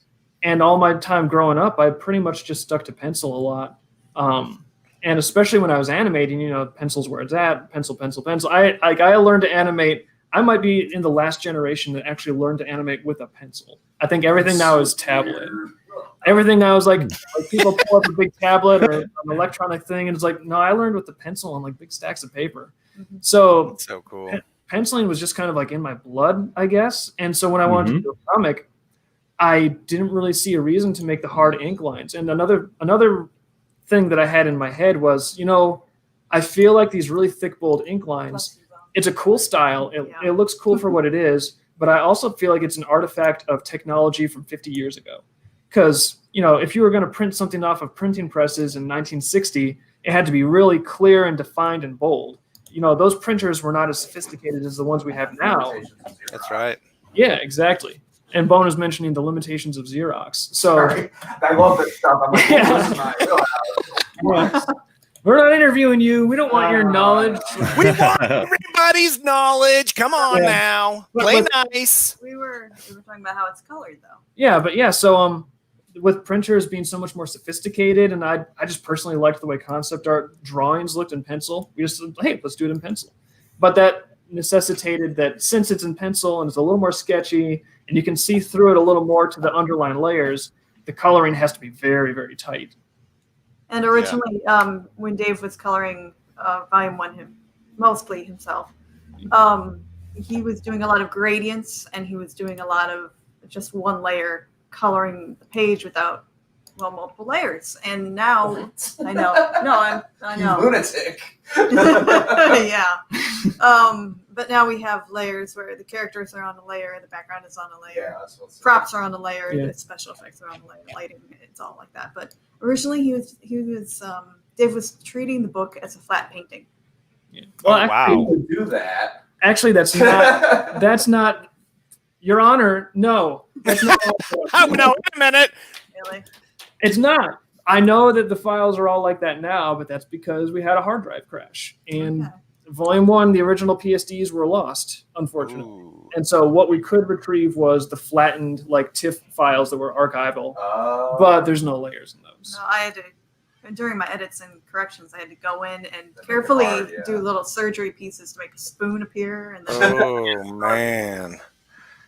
Yeah. Oh, yeah. There was a lot of we learned a lot in the first book, and we made a lot of mistakes there, to the point where we actually did a second edition with just because there were so many consistency errors, like how many spoons are on the table in this panel versus how many spoons are on the table in that panel. And it's like, well, that's a huge list. No one moved those spoons, so we gotta make that look consistent. Originally, Dave would be like, "Oh, no one's gonna notice that. No one's gonna notice that. No one's gonna notice that." And it just added up to like 30 things. I'm like, Dave, I'm taking notes now. And then she made us go in and fix all of them, and that was when I learned I better start doing this right the first time around. See, that's what it takes. Liz, way to keep David on the ball. That is oh, look at that. Don't let him ghost you like that. oh, stop. Okay, good job. In Liz we trust. Now we know who to really think. Liz we trust, exactly. Yeah. Everyone looks at the red hat, they think that's where all the smarts are coming from. That's not true. No, the details reside to the Left of you. Well, right on the screen, I guess. I mean, let's get confused about it, right? Yeah, stage right. So Oh, normally good job. right now we would do another T-shirt giveaway, but I am going to change that up just a little bit. And What are you doing, Fry? Why you going off script, So, dude? We've got Mythics on Twitch, and Mythics, I'm going to point out, was extremely active during CouchCon. Yeah, they're awesome. Because we had the awesome experience of being able to help sponsor CouchCon, Mythics, you won a shirt. So shoot us your shipping address and your T-shirt size, and we'll get you one of the Wayward Astronomer shirts. All right. So, and then everybody else keep watching, and we'll let David do a trivia question or something later, and we'll do another shirt. But yeah, possibly. We have to do that. Yeah, but it's got to be a good one. You can't make it easy on them. I know how this goes. Yeah, no cheating. We know that Bone and Geo are both sitting there ready to go. Right, exactly. They're like, I know every question he's going to ask. I planted them in his head. So be careful, David. Amy Frazier actually just jumped on and said Mythics actually already got a shirt from CouchCon. Oh, did he get the Wayward Astronomer? I'm not sure which one we said. I'm gonna be sending you guys more shirt assets and over the weekend. Hey, if you make new ones, you could just send him one of those. Maybe. There we go. Okay. Okay. We'll What's a lurkers? Lurkers That's are me lurking around the corner. It's basically you on every other stream that we do. Oh my gosh! On every other stream? Well, at least it's not on this one. That's true. On this one, you're a participant. Oh, thank you. I think. Oh, geez, Mythics has already gotten 2. No wonder I recognize the name Mythics. Jeez. Oh, look at that, dude! He's offering it to someone else. Mythics, you Pass it rock. on to someone else. You know what? All right, let's do a trivia question right now. Uh-oh. Oh, way to be on it, David. Yeah, David, come on, man. You're supposed to know your material better than that. What am I supposed to do here? I don't know. Trivia question that you would like. Oh, like we ask the question. Okay. Yes, You ask the and question to the first because you're person. going to have to validate the answer. Mhm. All right. What do you think we should If do it's for- outside of volume 1 and 2, chances are I won't know it. Okay. why don't we say who are the characters who attacked Tinsel and Slither down in the caves when they were in the same place? Ooh. See, because I can look here and then I will remember because the book's in front of me. Mm-hmm. It's volume 4, isn't it? Yeah. Charlie Ascend is awesome. Okay, do you Giving want me the 411. Thank you. to repeat the question one more time there, David, just in case anybody didn't hear it? When Tendril, Slither, he's got multiple names. When Tendril and Tinsel were down in the caves together, who are the characters that attacked them? The Troika characters. They're supposed to answer, Liz, not you. Professor. Just a minute. Just a minute. Wait a minute. No, I'm Re-ask not. the question and tell me the answer again. I totally missed both. Please take this seriously. They're doing serious things. We're giving away serious shit. Yeah, we're serious here. This is incredibly serious. Wait, now, just to reflect. Could you repeat the question and answer? I missed both of them. No, don't repeat the answer. Yeah, No, no. that's not the answer. I was Okay. It's already recorded. They could rewind and get the answer from her. Actually, all right, here's the question.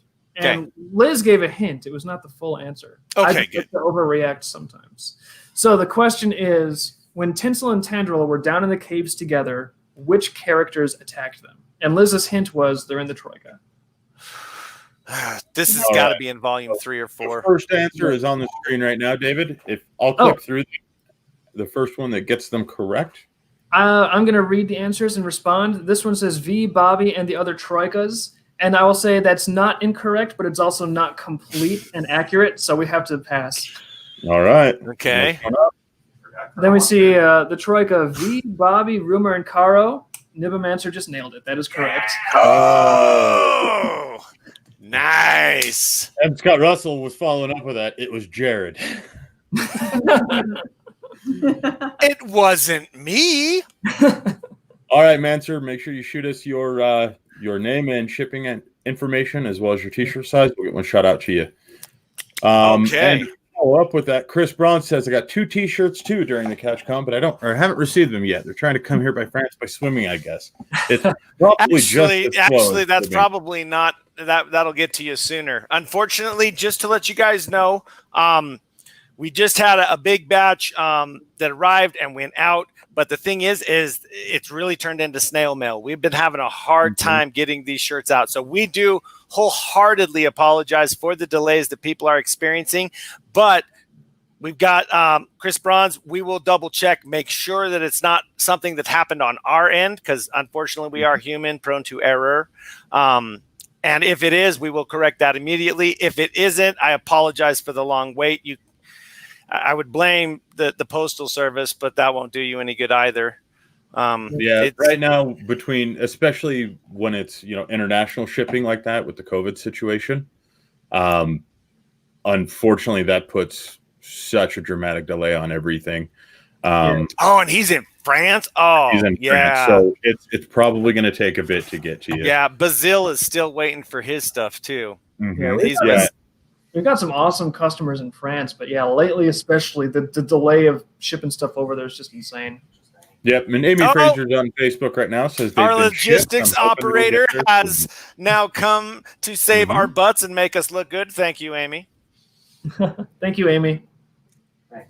Thanks. Oh, good. That's good. And really, it's really sad, man, because it really has affected. Will you answer that? Yeah, no problem. Master, you could just message us directly there on Twitch and let us know. That, or you can find us on Facebook. Super easy there. Direct message us on Facebook. Carrier pigeon to Jared's house. That's also acceptable. But be careful. Sometimes I do shoot those carrier pigeons. Well, that got dark real damn quick, didn't it? Just kidding. I can't shoot carrier pigeons. They might be bringing me a message. You didn't even hesitate. Man. Wait, are you supposed to shoot the message or the messenger? Oh, good. Well, if you shoot the messenger, then you don't get the message, and then there's no bad news that day. That's a good point. Yeah.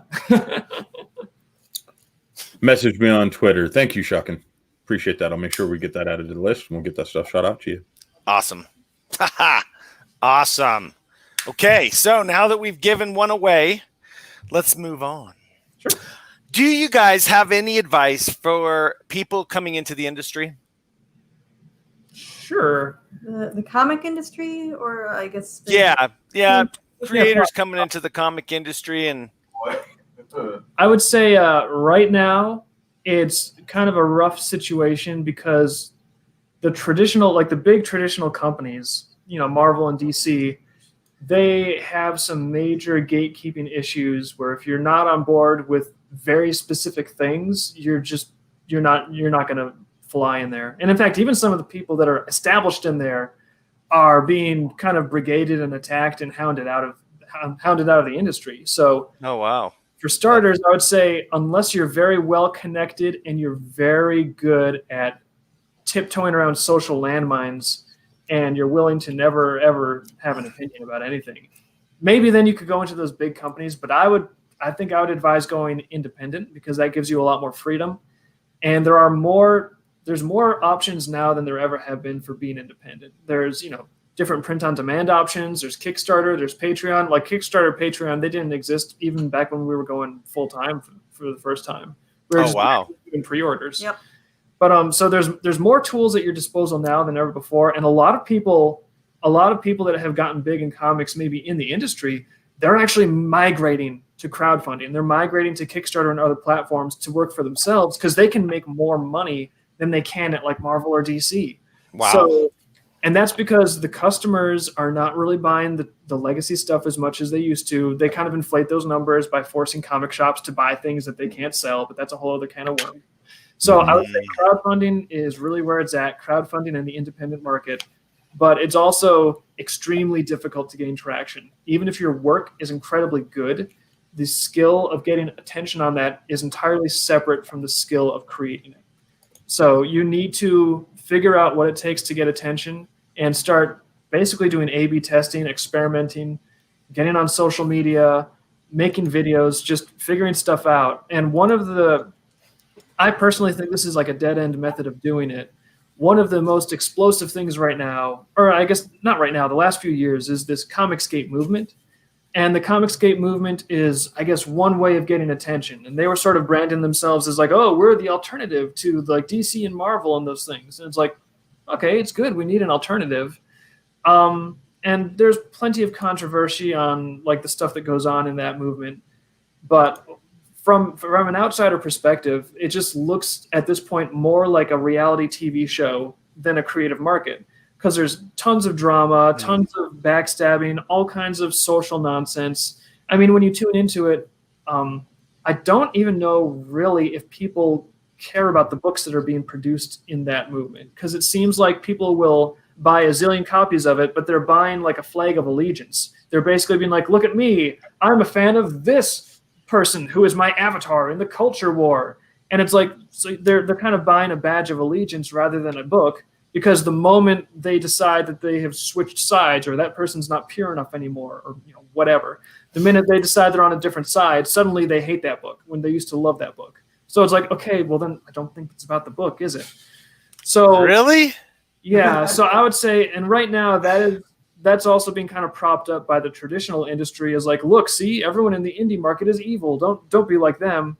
So I would say it just feeds the demons. Yeah, so it's just the thing is conflict gets people's attention because it involves danger and fear and all those things. So that's a very easy way to get attention fast is engaging in conflict and social drama and all that stuff. Right. But I don't think that leads you anywhere good because it really matters the type of attention you attract. So if you attract attention that's predicated on, culture war stuff and social fighting, that's kind of what you're going to get more of. And at the end of the day, I don't think people are going to really care about your book. Even if it sells well, you're not going to know why are people buying it. Are they buying it because you're doing a good book? So it's extremely difficult. There's more tools than ever before, but because social media companies have closed down their algorithms so hard, it is very hard to get traction. And it's tempting to get into like the social drama slap fights as a way to get some kind of visibility. But I would caution you and say that it's probably not worth it because even if you get some kind of a profile, it's going to be for the wrong reasons, and eventually that does make you pay a cost. And I'm just going to say that I had this whole thing planned, and now it's escaping. If you are interested in your idea towards a comic and you care about your artwork and your story so much that you want to do it yourself and you want to self-publish and everything, there is so much more involved than just sitting there and drawing at a desk. You will discover all kinds of jobs that need to be done to promote yourself. That's just one example. Something you have to do is promote yourself. There are so many unexpected little jobs that will tear you away from that drawing desk that will keep you from producing your work. And the other thing too is two things. We've seen people bury their heads in the sand for 10 years and work only on this comic series that they have, not share it with anybody. And then when they pop out of the sand with this 10 comic finished work, everybody kind of looks at them funny because it's so outdated and there's so many strange little problems with it.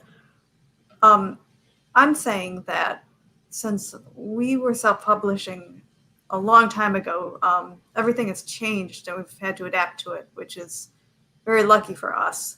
And if anyone is interested in joining Vivid Publishing and being an author or artist who wants to protect their own work, their own story, we actually recommend and ask, well, are you able to produce a copy of your work when you submit it to us? Because if we decline it, it is at least you have a piece of work that you have done and it's proof that you can go out and do it kind of like us. Yeah.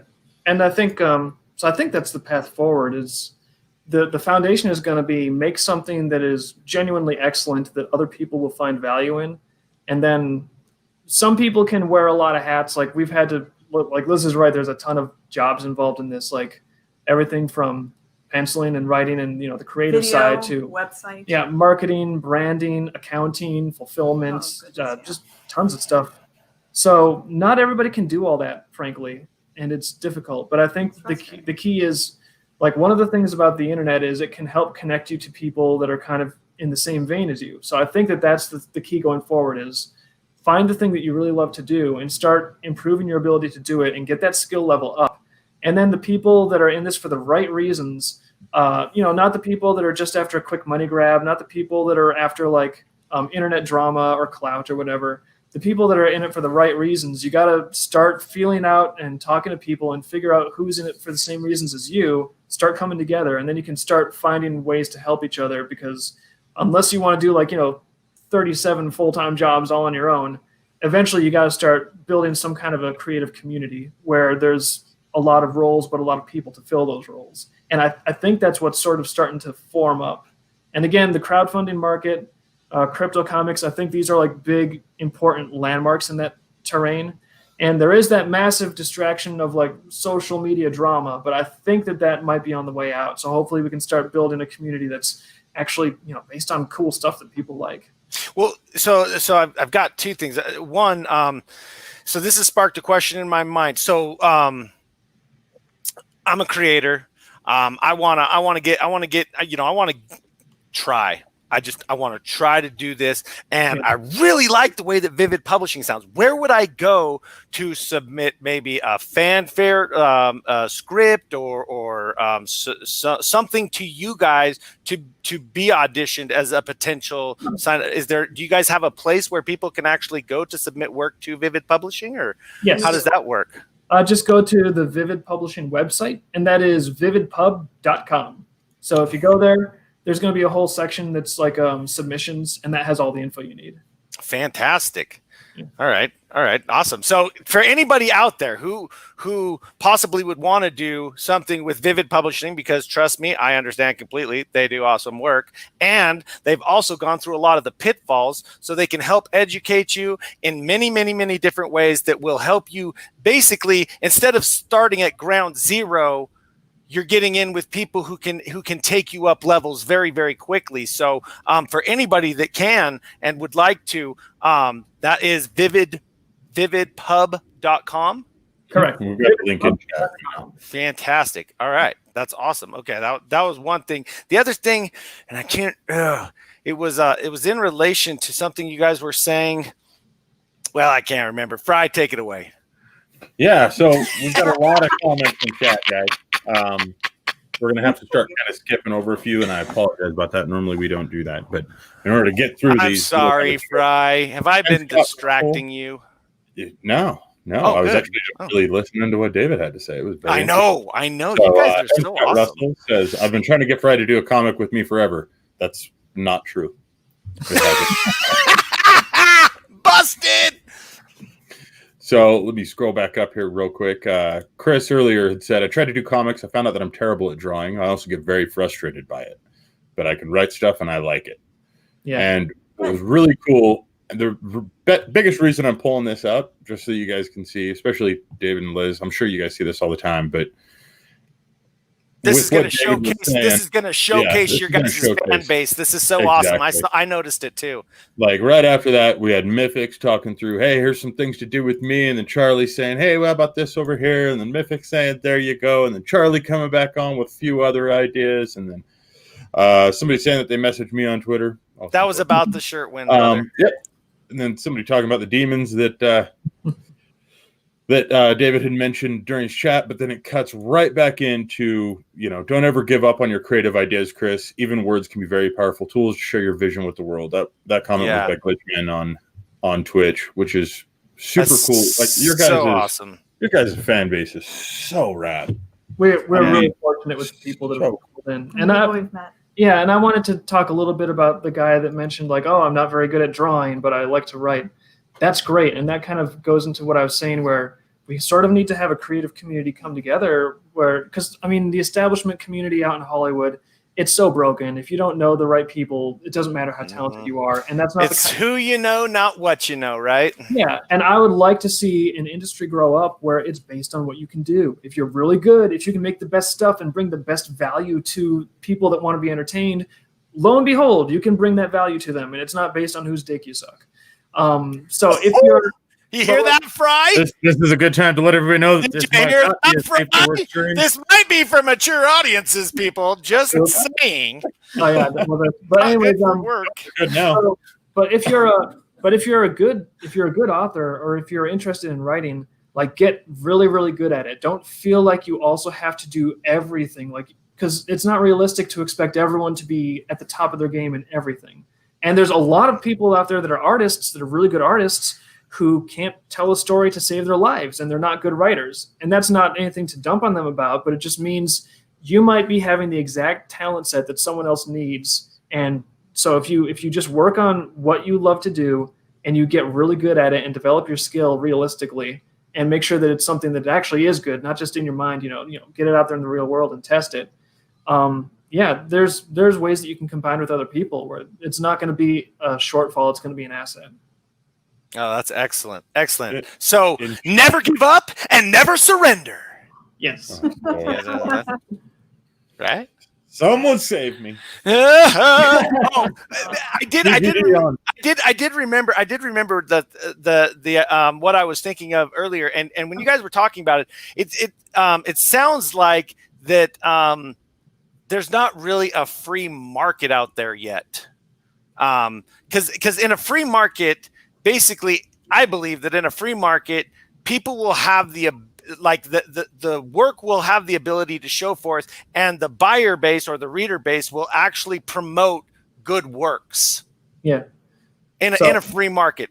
Yeah, like in my mind, I call that like a meritocratic market, even though I can't say meritocratic. Wow, that's a really awesome word, dude. It sounds awesome. Yeah, but meritocratic. It really is all about value at the end of the day, because if you're making something that will bring value to somebody's life, like people out there like that want good entertainment, they want good entertainment. Yep. When people have crappy entertainment, they can tell, and they're not happy, and life is hard. So especially when you're just sitting down and trying to get a little relief and just a little entertainment, at the very least, you want that to not bring you more additional pain. That's supposed to be a tiny little relief valve to get you away from a painful, terrible life. So good entertainment is important. And so when people can actually make it and they're delivering value to customers, you want a marketplace that elevates that. And we don't have that in the mainstream culture right now. And I think we're seeing it start in the crowdfunding market, but it has a long ways to go, because it's still kind of under the thumb of a lot of the Silicon Valley companies, and they like to choose winners and losers. And it feels like they're trying to drag things back to the point where somebody else is picking what gets visible and what's not visible, rather than like what the market decides, what people decide. Hey, I'm getting value out of this. I want to see more of it. I'm going to support it. Well, we're going to reinvent the industry then, because we're going to make it so that that's not the case. Thank you. I'm not exactly sure how yet, but don't worry, we'll figure it out. Don't worry. Coming from chat again, GPD returns. It says, Wayward Astronomer is the perfect example of what good writing can lead to. Yes. Good job, G. Yes. That's very true. Chris comes back on and says, I honestly expect my work to be lost on the internet, my hard drives only to be potentially found by one guy finding it nice in the next 1,000 years. If that's the case, then you're successful. And just so you know, Chris Bronze, you can actually go to cryptocomics.com/u/Vivid Publishing, and you can sign up, and then you can publish your work. And then there is a whole marketplace where people will get to see your work, because we're trying to put everybody on the same level. Yeah. Yep. And then M. Scott Russell came back and said, it's very true. Lying Fry. I have not checked this comment for authenticity. So go ahead and go to the next comment. Chris Braun says, but I don't really care since I mainly do this for myself. Good answer, man. Yeah. Jesse Hansen. Oh, Jesse Hansen. What's up, man? Jesse says, I've been considering doing some tutorials and live streaming lessons. Not sure, though, just yet. Dude, take lessons from me, dude. I'm a pro. Actually, I'll even tell you what, Jesse. Get with us after the show, and we'll line you up and maybe try to set it up so that you can do it during Couch or during the review show. Oh, cool. Yeah, Cornerstone Studios is pretty awesome. Jesse's pretty awesome. He's working on like 6 different books for 6 different people right now. Oh, wow. Yeah, I'm guessing that's probably a low estimate too. I think those are just what we know of. Those are just the Kickstarter he's got going right now, I think. No. Those aren't his. He's on a lot of them. Those are other people's. He hasn't gotten to the point where he's working on his yet, but he wants to. It's just intense. It's so hard. Back and says a story can be interesting, but a biology book not so sure. I don't know. I like biology. I thought it was fun. Let's see. On that note, GPT says, I'd assume that you receive a ton of great fan art over the years. Do you guys have any personal favorites? That is a friggin' awesome question. Yeah. Honestly, the two ones that rise right to the top of my mind are, it started out as fan art technically, Wayward Astronomer, but I mean, it became a book. It's really good. And the other one that, it just rises right to the top of my mind is the movie that Elson made, like the Dreamkeepers motion comic. He put tons and tons of work into that. He got voice on board. I mean, it came out amazing. So, but we have been like, seriously, if you want to see some cool fan art, even in the DeviantArt group, we do a Halloween fan art contest every year, and there's just like page after page after page of talented stuff. My favorite is when we do our fan art contest for Halloween, people submit pictures of their Dreamkeeper, and there's always at least one where Nama has a new boyfriend. Yeah. Somebody's character is suddenly dating Nama. So Yeah. it's like, I've only sent 14 of those, just to be clear. See, and I'm down with Lilith. I don't know what's my problem. I think Lilith is the winner. Yeah. Well, there was a vote on Twitter, I think. The Meme Keepers account held a vote for who the best girl was. I think Nice. Yeah, V stomped him. V stomped the competition. Oh, Charlie comes back on Twitch and says Jared quoted the Galaxy Quest movie line. Good call, Charlie. He should win a shirt. Really? For that? Yeah. You've he never called given it. away a shirt. You have never given away a shirt. Now you're going to do it because somebody said. Well, it was Galaxy Quest. Do you guys like Galaxy Quest? Yeah. it was cute. See? Boom! All right. Movie. All right, Charlie. Find us on Twitter. We'll do that. Shoot me a message. Let me know your shirt size and your mailing address. You got a shirt. There you go, Charlie. And that's the first shirt that Jared has ever given away. So I'm congratulations. kind on that of as well. stingy. Jared, congratulations. Thank you, David. Thank you, Liz. Thank you for giving me this opportunity to be able to exploit my buddy Fry and make him work harder. I got to pull this one up. Charlie then says Fry looks like Iron Man without his power armor. Oh my gosh! Do not tell it. Do not say that. I feel like this might be Jared just like messaging underneath his Oh camera. my gosh! Somebody thinks highly of you, Fry. I know. What's funny is we always and David, I think you probably noticed this before. We always make comments about how Jared's beard and how he shaves it and stuff. He always looks like a differentiation between Wolverine and stuff like that. But tonight, I just wanted to point out his amazing haircut and how much he looks like Oliver Tree now. Oh no, Dude! I just love that bull those cut. glasses. That is great, This dude also wears jean coats everywhere, which is dude. fantastic. as well. I could rock that. I could rock that coat too, because I'm rocking that hairdo. self-confidence really sells it. Thank you. So Thank Jesse you. Hansen comes back on Facebook, says, we at Cornerstone Creative Studios strive to cover all bases for everyone, from writing your letters. All right. Looking forward to showing off the world. Love what you're all doing so far over there at Vivid. Who knows what the future holds? I could see Kerr the Nexus from Cornerstone entering the realms at some time with a winky Of course, face. definitely. Yeah, there's I think that we definitely need more than like one company in this like sphere. So having more publishing companies like growing up, this is great. Oh yeah, yeah.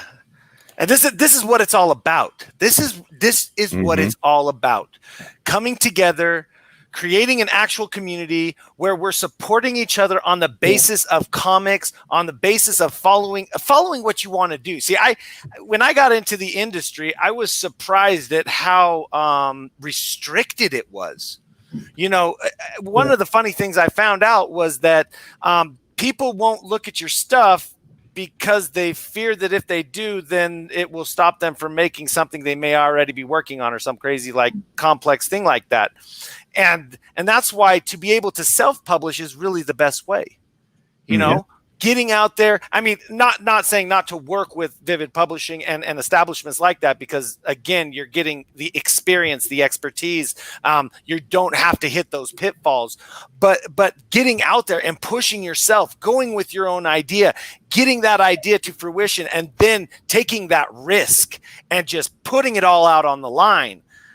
That's how greatness is born. That's how great things come about. That's how Dreamkeepers came about from the sounds of it. Yeah. Well, the great thing is that if somebody goes out there and does their own thing and independent publishing builds it up and all that, we can still work together. Oh yeah. Exactly. Yeah. Yeah, so M. Scott Russell comes back again and lists off 3 different books that I may have allegedly been asked to work on that I have not worked on yet. So thanks again. Oh, so he made you look like a liar? He's blowing up the chat, Oh, trying to make me look like I heck, don't want to work on comic books. Oh my gosh. I'm so disappointed in somebody. I know. I don't know who it is. Don't worry, guys. Charlie comes back to say that Fry may also look like Gordon Freeman from Half-Life. I'll take that. And I don't know who Gordon Freeman from Half-Life is. Is he cool? Yes. Yep. Okay.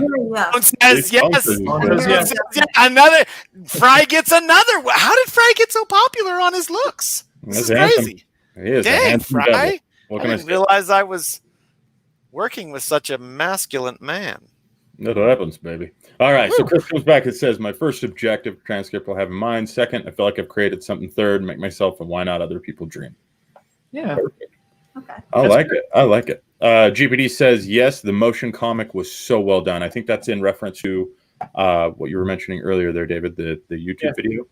And Now, wait a minute. This is the there's YouTube a video? series. There's a series of them, right? Is there a Is there actually like a cartoon movie? Or It's a motion comic, so it's not a fully animated film, but it's like the comic is kind of like it uses motion graphics a little bit, and then there's audio and voice acting. So yeah, that's the thing that Dark Speed's put together on his channel. we need. I want to see that. I don't think David, you've been holding out on me. There's too much stuff. Here's what I'll do. I can, 3, and then that's book 4. That's So- true. so just to showcase it for everybody, I'm going to turn the volume up. Yeah. Thank you. Okay. Oh man, Fry on point. Actually, I don't know if that just pulled the audio up or not. I might have to change how I don't hear any audio. Generally, it mutes us when there is some. On this one, it won't mute, but give me just a second and I will reset that so that it Oh does. wow, that's awesome!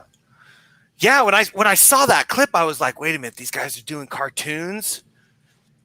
That's so awesome, There we David. go. So audio Liz. is going to be coming in. If you guys are watching the stream and you are wearing a headset, a lot of times, just as a warning, YouTube videos when we play them like this are going to come through loud as crap. I apologize. We do not handle the audio for YouTube. But yeah, it's pretty sweet how they've gone through and put all this together. Mobile dispatch. Got water moving in the statuary. Watch the trails coming back up. Oh wow. They get down there. All right, it's time for some people to disappear now. Where's the squid? What? The star squid from my glow orb. It should be lighting up the pool. Now is this like volume 4 or 5 or something of that nature, David? Volume 4. Yeah. Okay. Yep. Right. So Oh. spoiler warning in case you haven't read that. But yeah, I haven't, which is great because I knew that dude was going to catch up with them somehow. Who is that guy in the red? Bast. That's okay. You guys mentioned him earlier, and I was like, maybe that's the dude. He is. He's in love with Nama too. So him and Mace and Nama are kind of the love triangle, right? Yeah, they're not grown-ups yet, and it shows. Well, how old are they? I think between 14 and 16. Oh, okay. Okay. So Chris comes on and says, I should send my Dreamkeepers memes to that Twitter account. How old is Whip? Whip, same age as Mace, yeah. Same age. Interesting. Whip's a stud. Yeah. I'll tell him. He thinks he is. Exactly. That's what makes him so cool.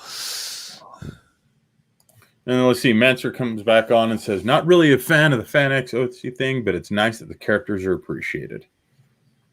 What's a Fan X OC thing?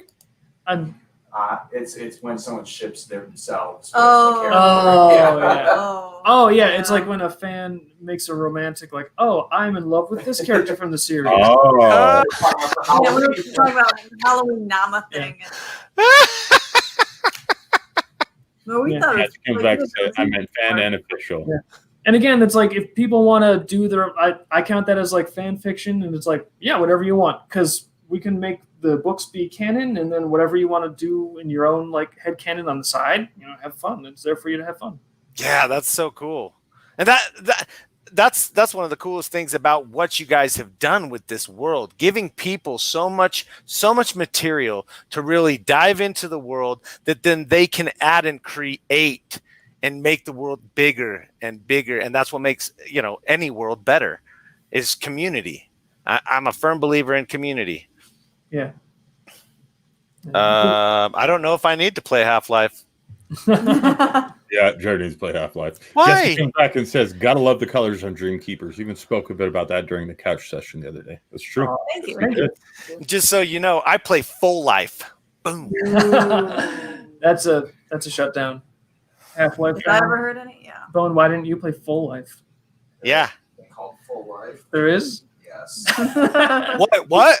Is it good? It's a fan fiction of Half-Life. Oh, Full Life Oh. is up your alley, Jared. It's a fan fiction of Half-Life. It's a notoriously Of course it is. Notoriously great. Fine. I recant. I play Real Life. There you go. Yeah. There we go. Wait, is there a game named Real Life?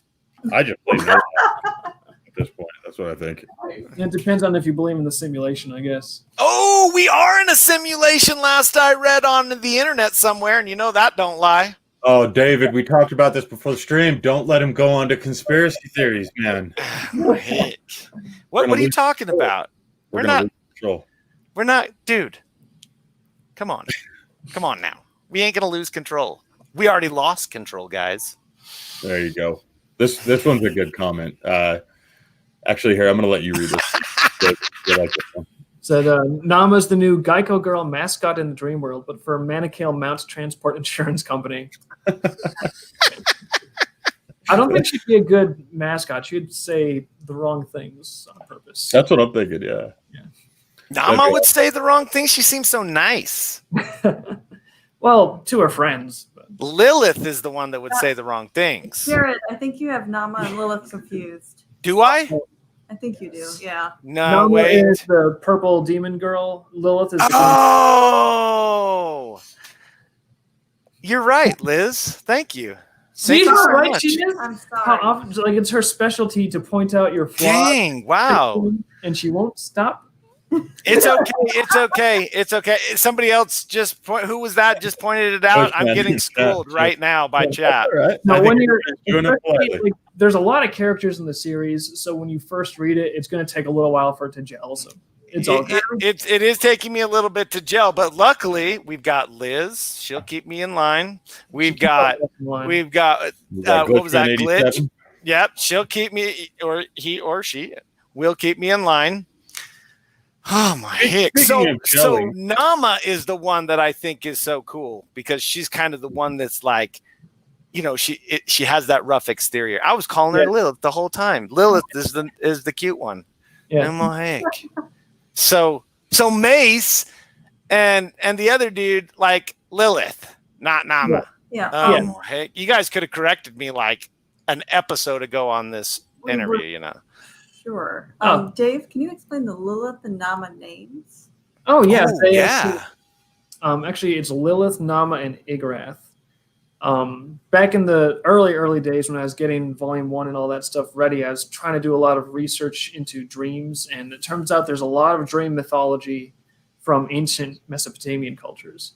And so I was reading up on that, and so I just pulled those names right out of some Mesopotamian legends.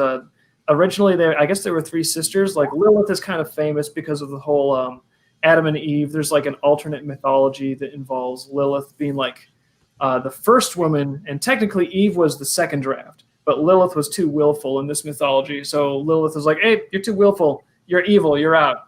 Second draft Eve, much better. But I guess in the Mesopotamian version, Lilith, Nama, and Igrath were three sisters. And I was like, those are cool names. I like that they're characters that are all together. They kind of know each other. But Igrath, that to me just seems like a more masculine name, like Igrath, seems like a dude's name. So we gave that to our big Griffin uncle character. Yeah, Cool. I love Igrath. He's funny. And he seems to be good with the ladies, especially the twins. They seem to love him. I'm like, that's definitely me, That's definitely me. Yeah. Right. Fry. Well, this got a little awkward. I got a question for you guys. Sure. So on the covers, there's these like the kind of runes Yep. scratched into the covers. Mhm. So what's up with them? What's going on? Actually, the runes down there are cuneiform. I don't even know if I'm pronouncing it right. Cuneiform. Cuneiform, I think, is what it is. Okay, but I read up on that too, and we kind of have those incorporated. A lot of people, they see those on the cover, they don't really think about it, but that's tied into the magic system that underlies some of the stuff happening in some of the book pages. Like, not all of it is explained initially, but even right on the very first scene in Volume 1, you have that summoning thing where Lord Void gets summoned, and it's not like a character summoning him with their power. It's all these runes that have been inscribed in stone. So in Dreamkeepers, we're probably actually going to be doing a concept page about it at the back of Volume 5 because Awesome. because in Volume 5 a rune summons another nightmare. So the thing is, these runes are sort of like they're the equivalent of true names in all these other magic systems, and they don't really have any power unless you inscribe it on something permanent like stone. And then once you inscribe it in stone, they tie into the spirit world and they can manipulate things. So that's why we had the runes on the covers of the graphic novels from way back when. And it's something that, again, most of the characters don't realize they're important yet, but they've been playing kind of a role in some of the things happening in the book so far. And it's like building up, and their awareness of it is going to build up too. Oh, that's awesome. So basically the rune stone, or the rune on a stone, basically becomes a gateway? It can. The runes can do, theoretically, they could do anything. I mean, they're little avatars of like essential reality. So, but the thing is, it would be sort of like how in computer programming, you could almost do anything except it has to actually work. So if you're inscribing all these runes on something, you have to, if you want a certain effect, you have to get them exactly right. You have to have them juxtaposed exactly right. There has to be no flaws whatsoever. And on top of that, sometimes it's even based on timing. So you even have to have them done right in the right configuration at the right time. And so that very, very quickly limits what you can do with them, because unless you're extremely knowledgeable, there's no way you can work all this stuff out for yourself. It'd be like trying to figure out the equations for relativity when you only know, basic math. So theoretically, there's not a limit on what these runes can do, but unless you have massive amounts of knowledge, you find some hard limits pretty fast. Oh, wow. Dang, there's so much depth. Man, Yeah, you guys are incredible. I love the lore on this. Serious, the lore on this is just incredible. Oh, thank you. But yeah, even like little details, like these little runes along the bottom of the cover. It's like, oh, everyone thinks they're decorative. I wonder when they'll figure it out. And Dude, Hey, I caught it right off the bat. caught the Easter egg. What? Oh my gosh, that was awesome, Fry. All right. You're like my newest hero. I'm your oldest hero too. Oh, good point. Good point. So Blue Paw on Twitch says GNS Nama is more and more chill than Prelude. I wonder what happened there. Just getting older? That's a good question. Yeah, pretty much. She was a lot more wild when she was young. And so in Prelude, you can even see it in some of the arcs that we have up already. She kind of starts learning that being totally belligerent doesn't always get her what she wants. So even though she's always got that kind of edge of an attitude, by the time she gets to the graphic novels, she's, through necessity, learned how to be much more socially fluent with the people around her. Oh, so she becomes politically correct. A little bit. A little Maybe bit she's looking to get published conforming. Looking to get published by Big Three, maybe. Oh, that's what's going on here. That's what's going on. Not. They All don't right, even so- need them. So every Dreamkeeper's got a human, right? Yeah. I've got to know. Is Randy's human name Richard? Because I want to call him a dick nonstop. You could do that if you want, but technically we can't reveal the identities of Dreamkeepers because otherwise the Dream lawyers might sue us. Ooh, that's Wait. awesome. That's awesome. So I'm in here already. So that means that does every one of these characters have a human associated to them in your head right now? No, most of them are just like completely fabricated, but I don't know. Sometimes we do have some of the characters in there, like especially background characters or cameos. People are like, oh, can I have my character in here somewhere? And it's like, yeah, cool. So especially in crowd shots, when you see a whole bunch of characters standing around, there's a good chance a lot of them are just real people's characters. Oh, that's awesome. That's cool. That's cool. Awesome. I'm starting to wonder. Ooh, this is a good one. All right, Blue Paw from Twitch. Hope to someday see a lore book or a behind-the-scenes book or something. That would be great down the road.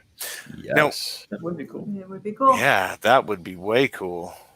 What I want to do is eventually, I think the series has a lot of potential for like a role play system where people get into their characters and like, you know, kind of like Dungeons and Dragons style. And so I want to do a lore book that has a lot of like everything from the website, maybe like polished up a little bit, and like all of this information. So you just have a totally detailed picture of the world and the settings and like the political dynamics and everything. And I feel like a lore book like that, if it was also paired with like a role play system for people, that would give you all that lore, and it would also be a game that you could enjoy. So I sort of feel like we don't have anything yet. I was toying with something earlier, but it's not really ready for prime time. Is what you were toying with maybe called the Dream World Atlas book that Charlie's talking about in chat? No. I don't think so. A map book is another thing that we've talked about in the past. But no, I was talking about Faction War, which was a role play system that I was kind of tinkering with. But I don't have enough depth of knowledge in that field to really be confident with saying, oh, let's bring it to market. It needs a lot more play testing, maybe some totally different developmental pathways. So.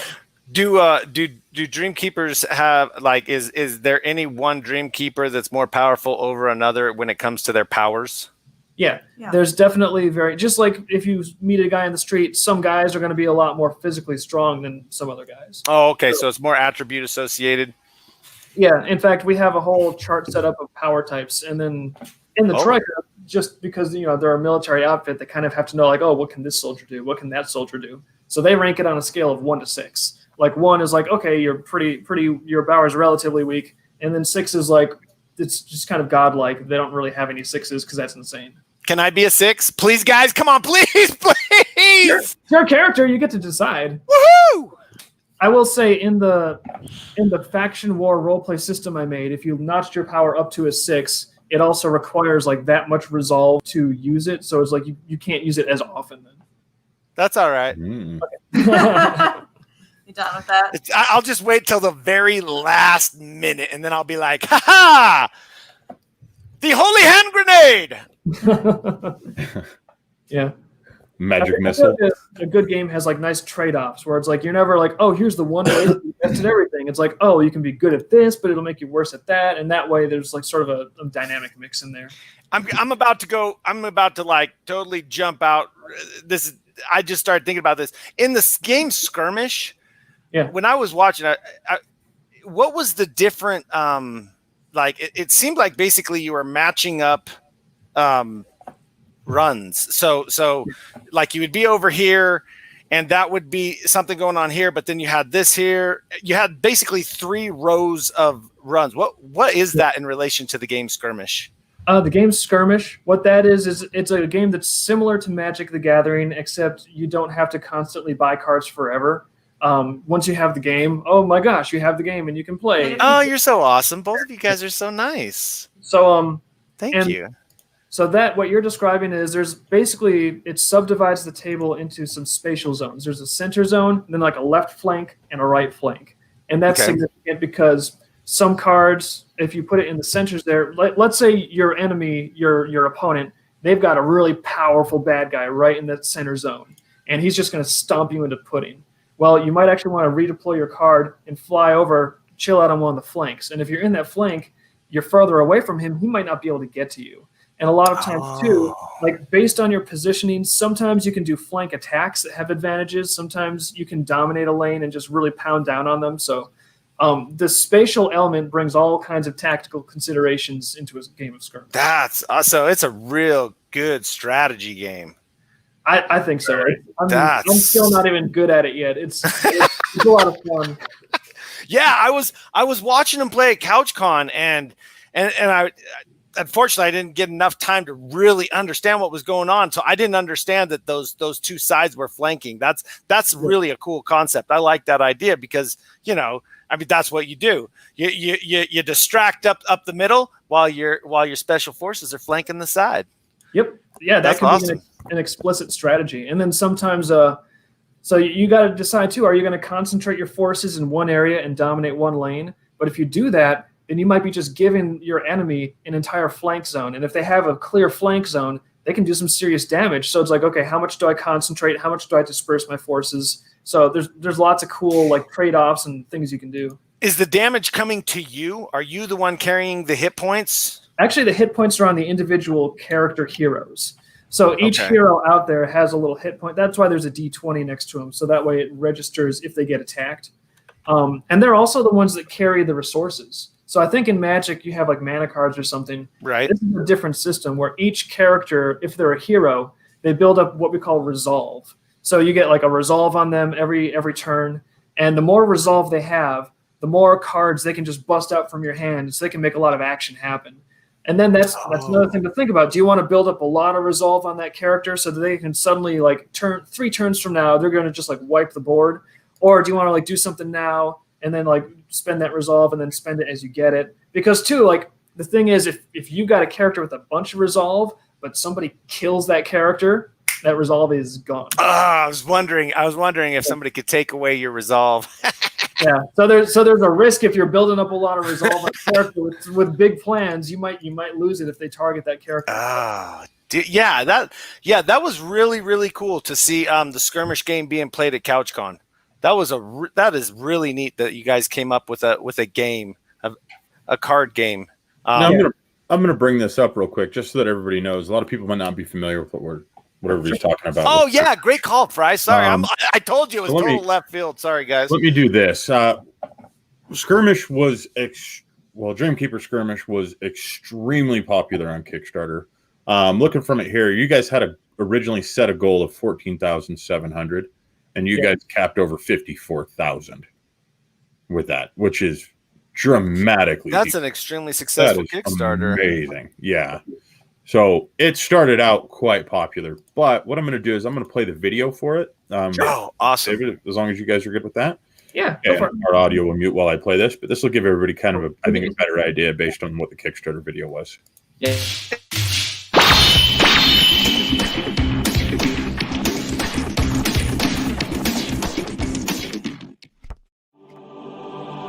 There. It's taken years, but finally. My Tragic the Purchasing deck is flawless. Unbeatable.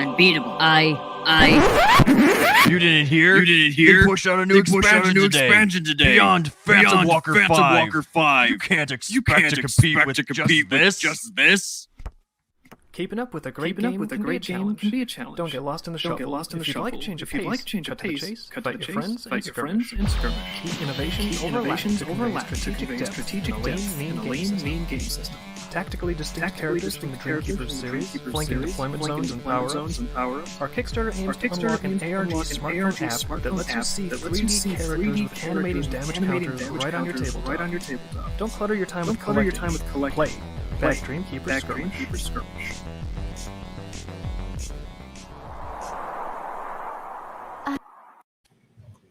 Yeah, that was awesome.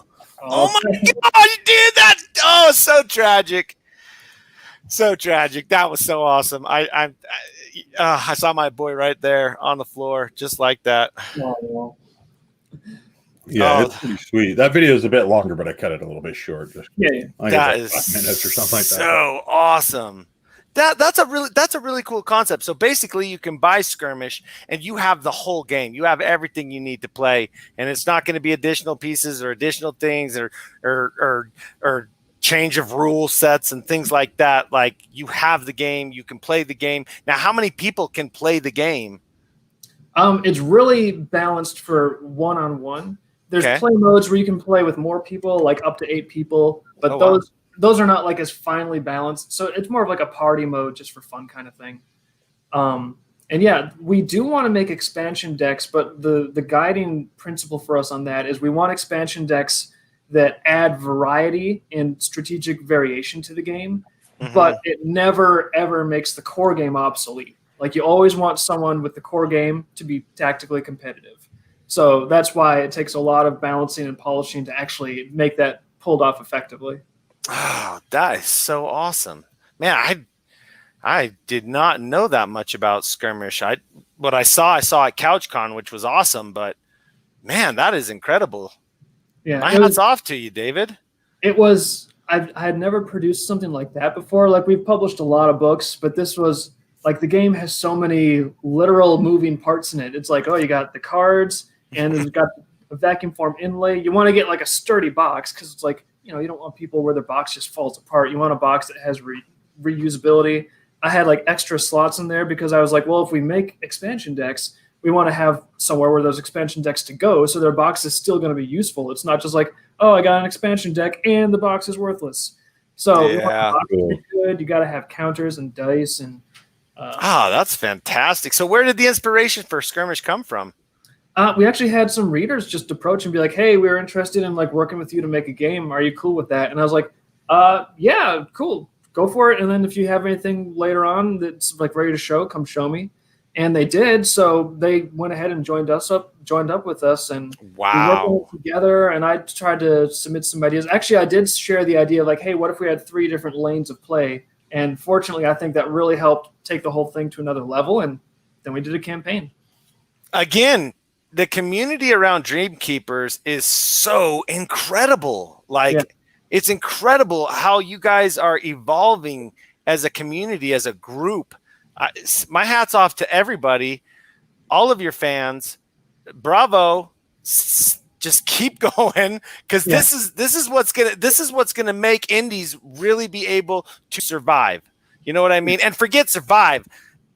Make it become successful, be able to afford to actually, which you are doing, be able to afford to actually do this as a living, doing what you love to do. Oh, that's fantastic. Holy crap. That is great. I didn't know that was fan driven. Yeah, that's where it originated from. And that's so really awesome. what I want is I want to facilitate a marketplace where the coolest stuff that readers and players actually like that's the stuff that they can support, and then that's the stuff that gets successful. Because right now, it's just not 100%. This is very generalizing, but generally speaking, it feels like there's a few gatekeepers that are trying to force whatever they want to be the thing. And no, why don't you just let there be a free market? Just let people like what they like, let them support what they want to support. And I don't know, like, I'm not like a super hardcore libertarian. It's like maybe some areas of society, a free market isn't totally the best option. Like, is it great to have a legal system that's profit driven? I don't know, but that's a conversation. But when it comes to entertainment, that seems like of all the places where you can have just like market driven forces making things better, entertainment seems like that should be the place for it. Well, I agree because you're paying for entertainment. It's an excess, not a necessity. It's not a need. It's a want. Yeah. And so the market forces will dictate. I mean, they will. If you create something that isn't great, then the market's going to tell you, because you're not going to sell very much. I mean, I see that happening. Well, that's really why these companies try to rig it, though. Like, the establishment companies will be like, hey, we're going to push a product that has the narrative that we think is important. And even though, well, we didn't hire a good writer, we just hired someone that we like. And we didn't hire good artists. We just hired people that but we're going to push this out because this is what is good for you. It's like they're trying to turn their platforms into podiums to lecture their audience from, which is fine. If they want to do that, go for it. It's your platform. Do whatever you want with it. Right. But then when the audience is like, I guess not. Maybe we'll go buy something else. Then you get into like these weird shaming campaigns and trying to vilify people just for not liking something in particular. And it's just off the rails. And we really need to build something that is more viable and serves the customer better. You are building something more viable that serves the customer. I just want to correct that statement right there. You are doing it, David. You are doing it, man. My hat's off to you. This has been incredible. Like, I knew you were cool from the first time I spoke with you, but I didn't know you were this cool. You know what I'm saying? Because, dude, you have brought the right people around.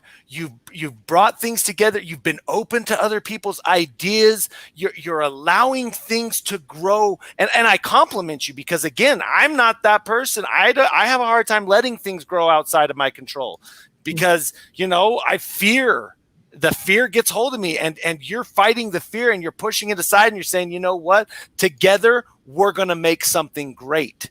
And that's why you have something great. Like, this is really tremendously awesome, David. Totally awesome.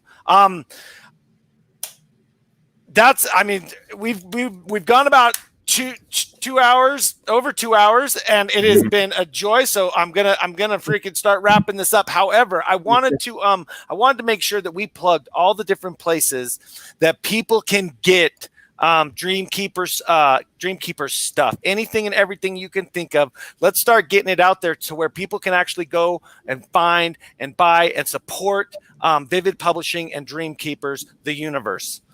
All right, I think I'm going to keep it simple, and I'll just give you a couple websites to go to. So go to dreamkeeperscomic.com, and there's going to be lots of links there. You can go to the store, and you can buy stuff in the store. The store also goes to our big commerce store, which has all sorts of stuff. And you can even get the book signed now because we just mail it from here. So if you pay for it to be signed, put a little drawing in there for you. So dreamkeeperscomic.com. There's also a link there to a free app. So if you want to download and read on your phone, there's a free app for that.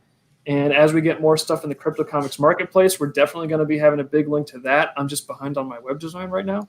So dreamkeeperscomic.com, and the other big site to go to is vividpub.com, because that is going to link not just to Dreamkeepers, but to the other authors that are joining the coalition and trying to do the same thing we are.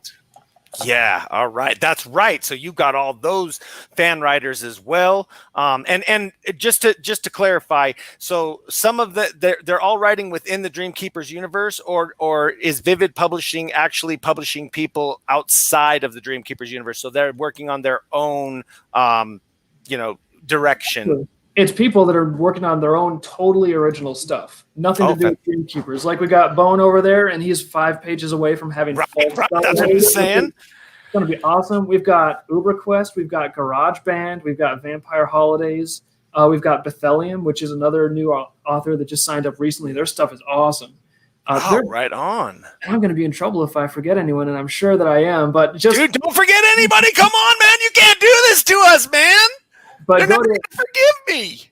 Oh, Control Freak, yeah.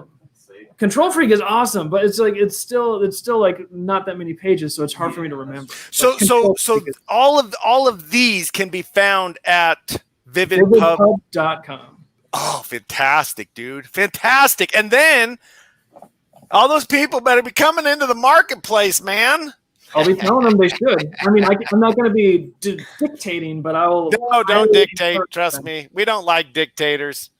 I'll just tell them that it would be in their best interest and like, hey, you guys, it's a good idea. But we'll see. We'll see what they do. Oh, we did get a question before we bail. Sure. From Jesse on Facebook says, I'd be interested in what it takes and the perks of publishing under Vivid. In terms of what it takes, I don't really have a lot of criteria. I know I don't necessarily want Vivid to become a gigantic company that publishes everybody, because it's like, I don't want to have a huge company. I would rather have like multiple publishing companies that sort of are in the same vein, and I just get to have one of them. Just because I don't know how many other authors I could effectively oversee. So in terms of what it takes, I'm just really looking for stuff that I'm personally enthusiastic about, that I really enjoy, that the people on my team really enjoy. And if we like it, that's it. That's really pretty much it. Just submit it to us, fill out the paperwork so we get all ourselves covered. And there we go. We'll get you a contract. And that's where we get to the perks. The perks of working with Vivid are I'm making my living off of my comic, and I want my authors to make a living off of their comics. So we let them keep pretty much all the money, unless it's something where unless we're printing the books and selling the books ourselves and doing all the work. In that case, we got to take a cut to justify our time. Right. That's business. Don't put yourself out of business being too nice. Yeah. But the authors, they keep the rights to everything. They keep the ability to make money. And yeah, we can like assist them with printing. And if they do a Kickstarter campaign and deliver it themselves, the money is 100% theirs. Oh, that's awesome. That's cool. Wow. You guys are empowerers. Well, I see so many other publishers were like, yeah, sign with us. And then the publisher eats like 90% of the profits. And it's like, wait a minute. So you're telling me the author, they wrote the story, they drew the story, they polished the story. Then they had to go and single-handedly raise an audience for their story. So they did all the marketing. And then when it's finally time to eat that meal, you're saying someone else eats 90% of what they harvested. That doesn't seem quite right. That's not a mutually beneficial arrangement. Yeah. And I think that's what I really, really, really love about Vivid Publishing. You guys are interested in mutually beneficial arrangements. Yeah. And that is the essence of what it takes to make great things come to fruition. Yeah. So thank you, David. Thank you, Vivid Publishing. Thank you, Bone. Thank you, Liz. Thank you guys for being a part of this. Hang on to after the stream for me. But thank you guys so much for this opportunity to actually get to talk to you guys, to get to understand just what a great environment and what a great culture you guys are creating and you're a part of. Absolutely. Fantastic. You are little golf clap. You are incredible. You guys are the essence of incredible. And thank you to your fans for being here and supporting Vivid Publishing and making this spotlight just fun and helping with the questions, because we really love when people bring questions, because I'll tell you what, we have fielded some great questions today, guys. Yeah, it was really awesome. Thank you so much for making this experience just 100 times better. Thank you. Yep. And as always, make sure you like, subscribe, go find Vivid on social media. Make sure you like, subscribe to everything they've got. There's about 700 links up there, so you're going to find them. Hey, can you go out with that cool video, Fry? Yeah, the same one that we brought in with? Yeah. Hell yeah, we can. It's so awesome. Let's go.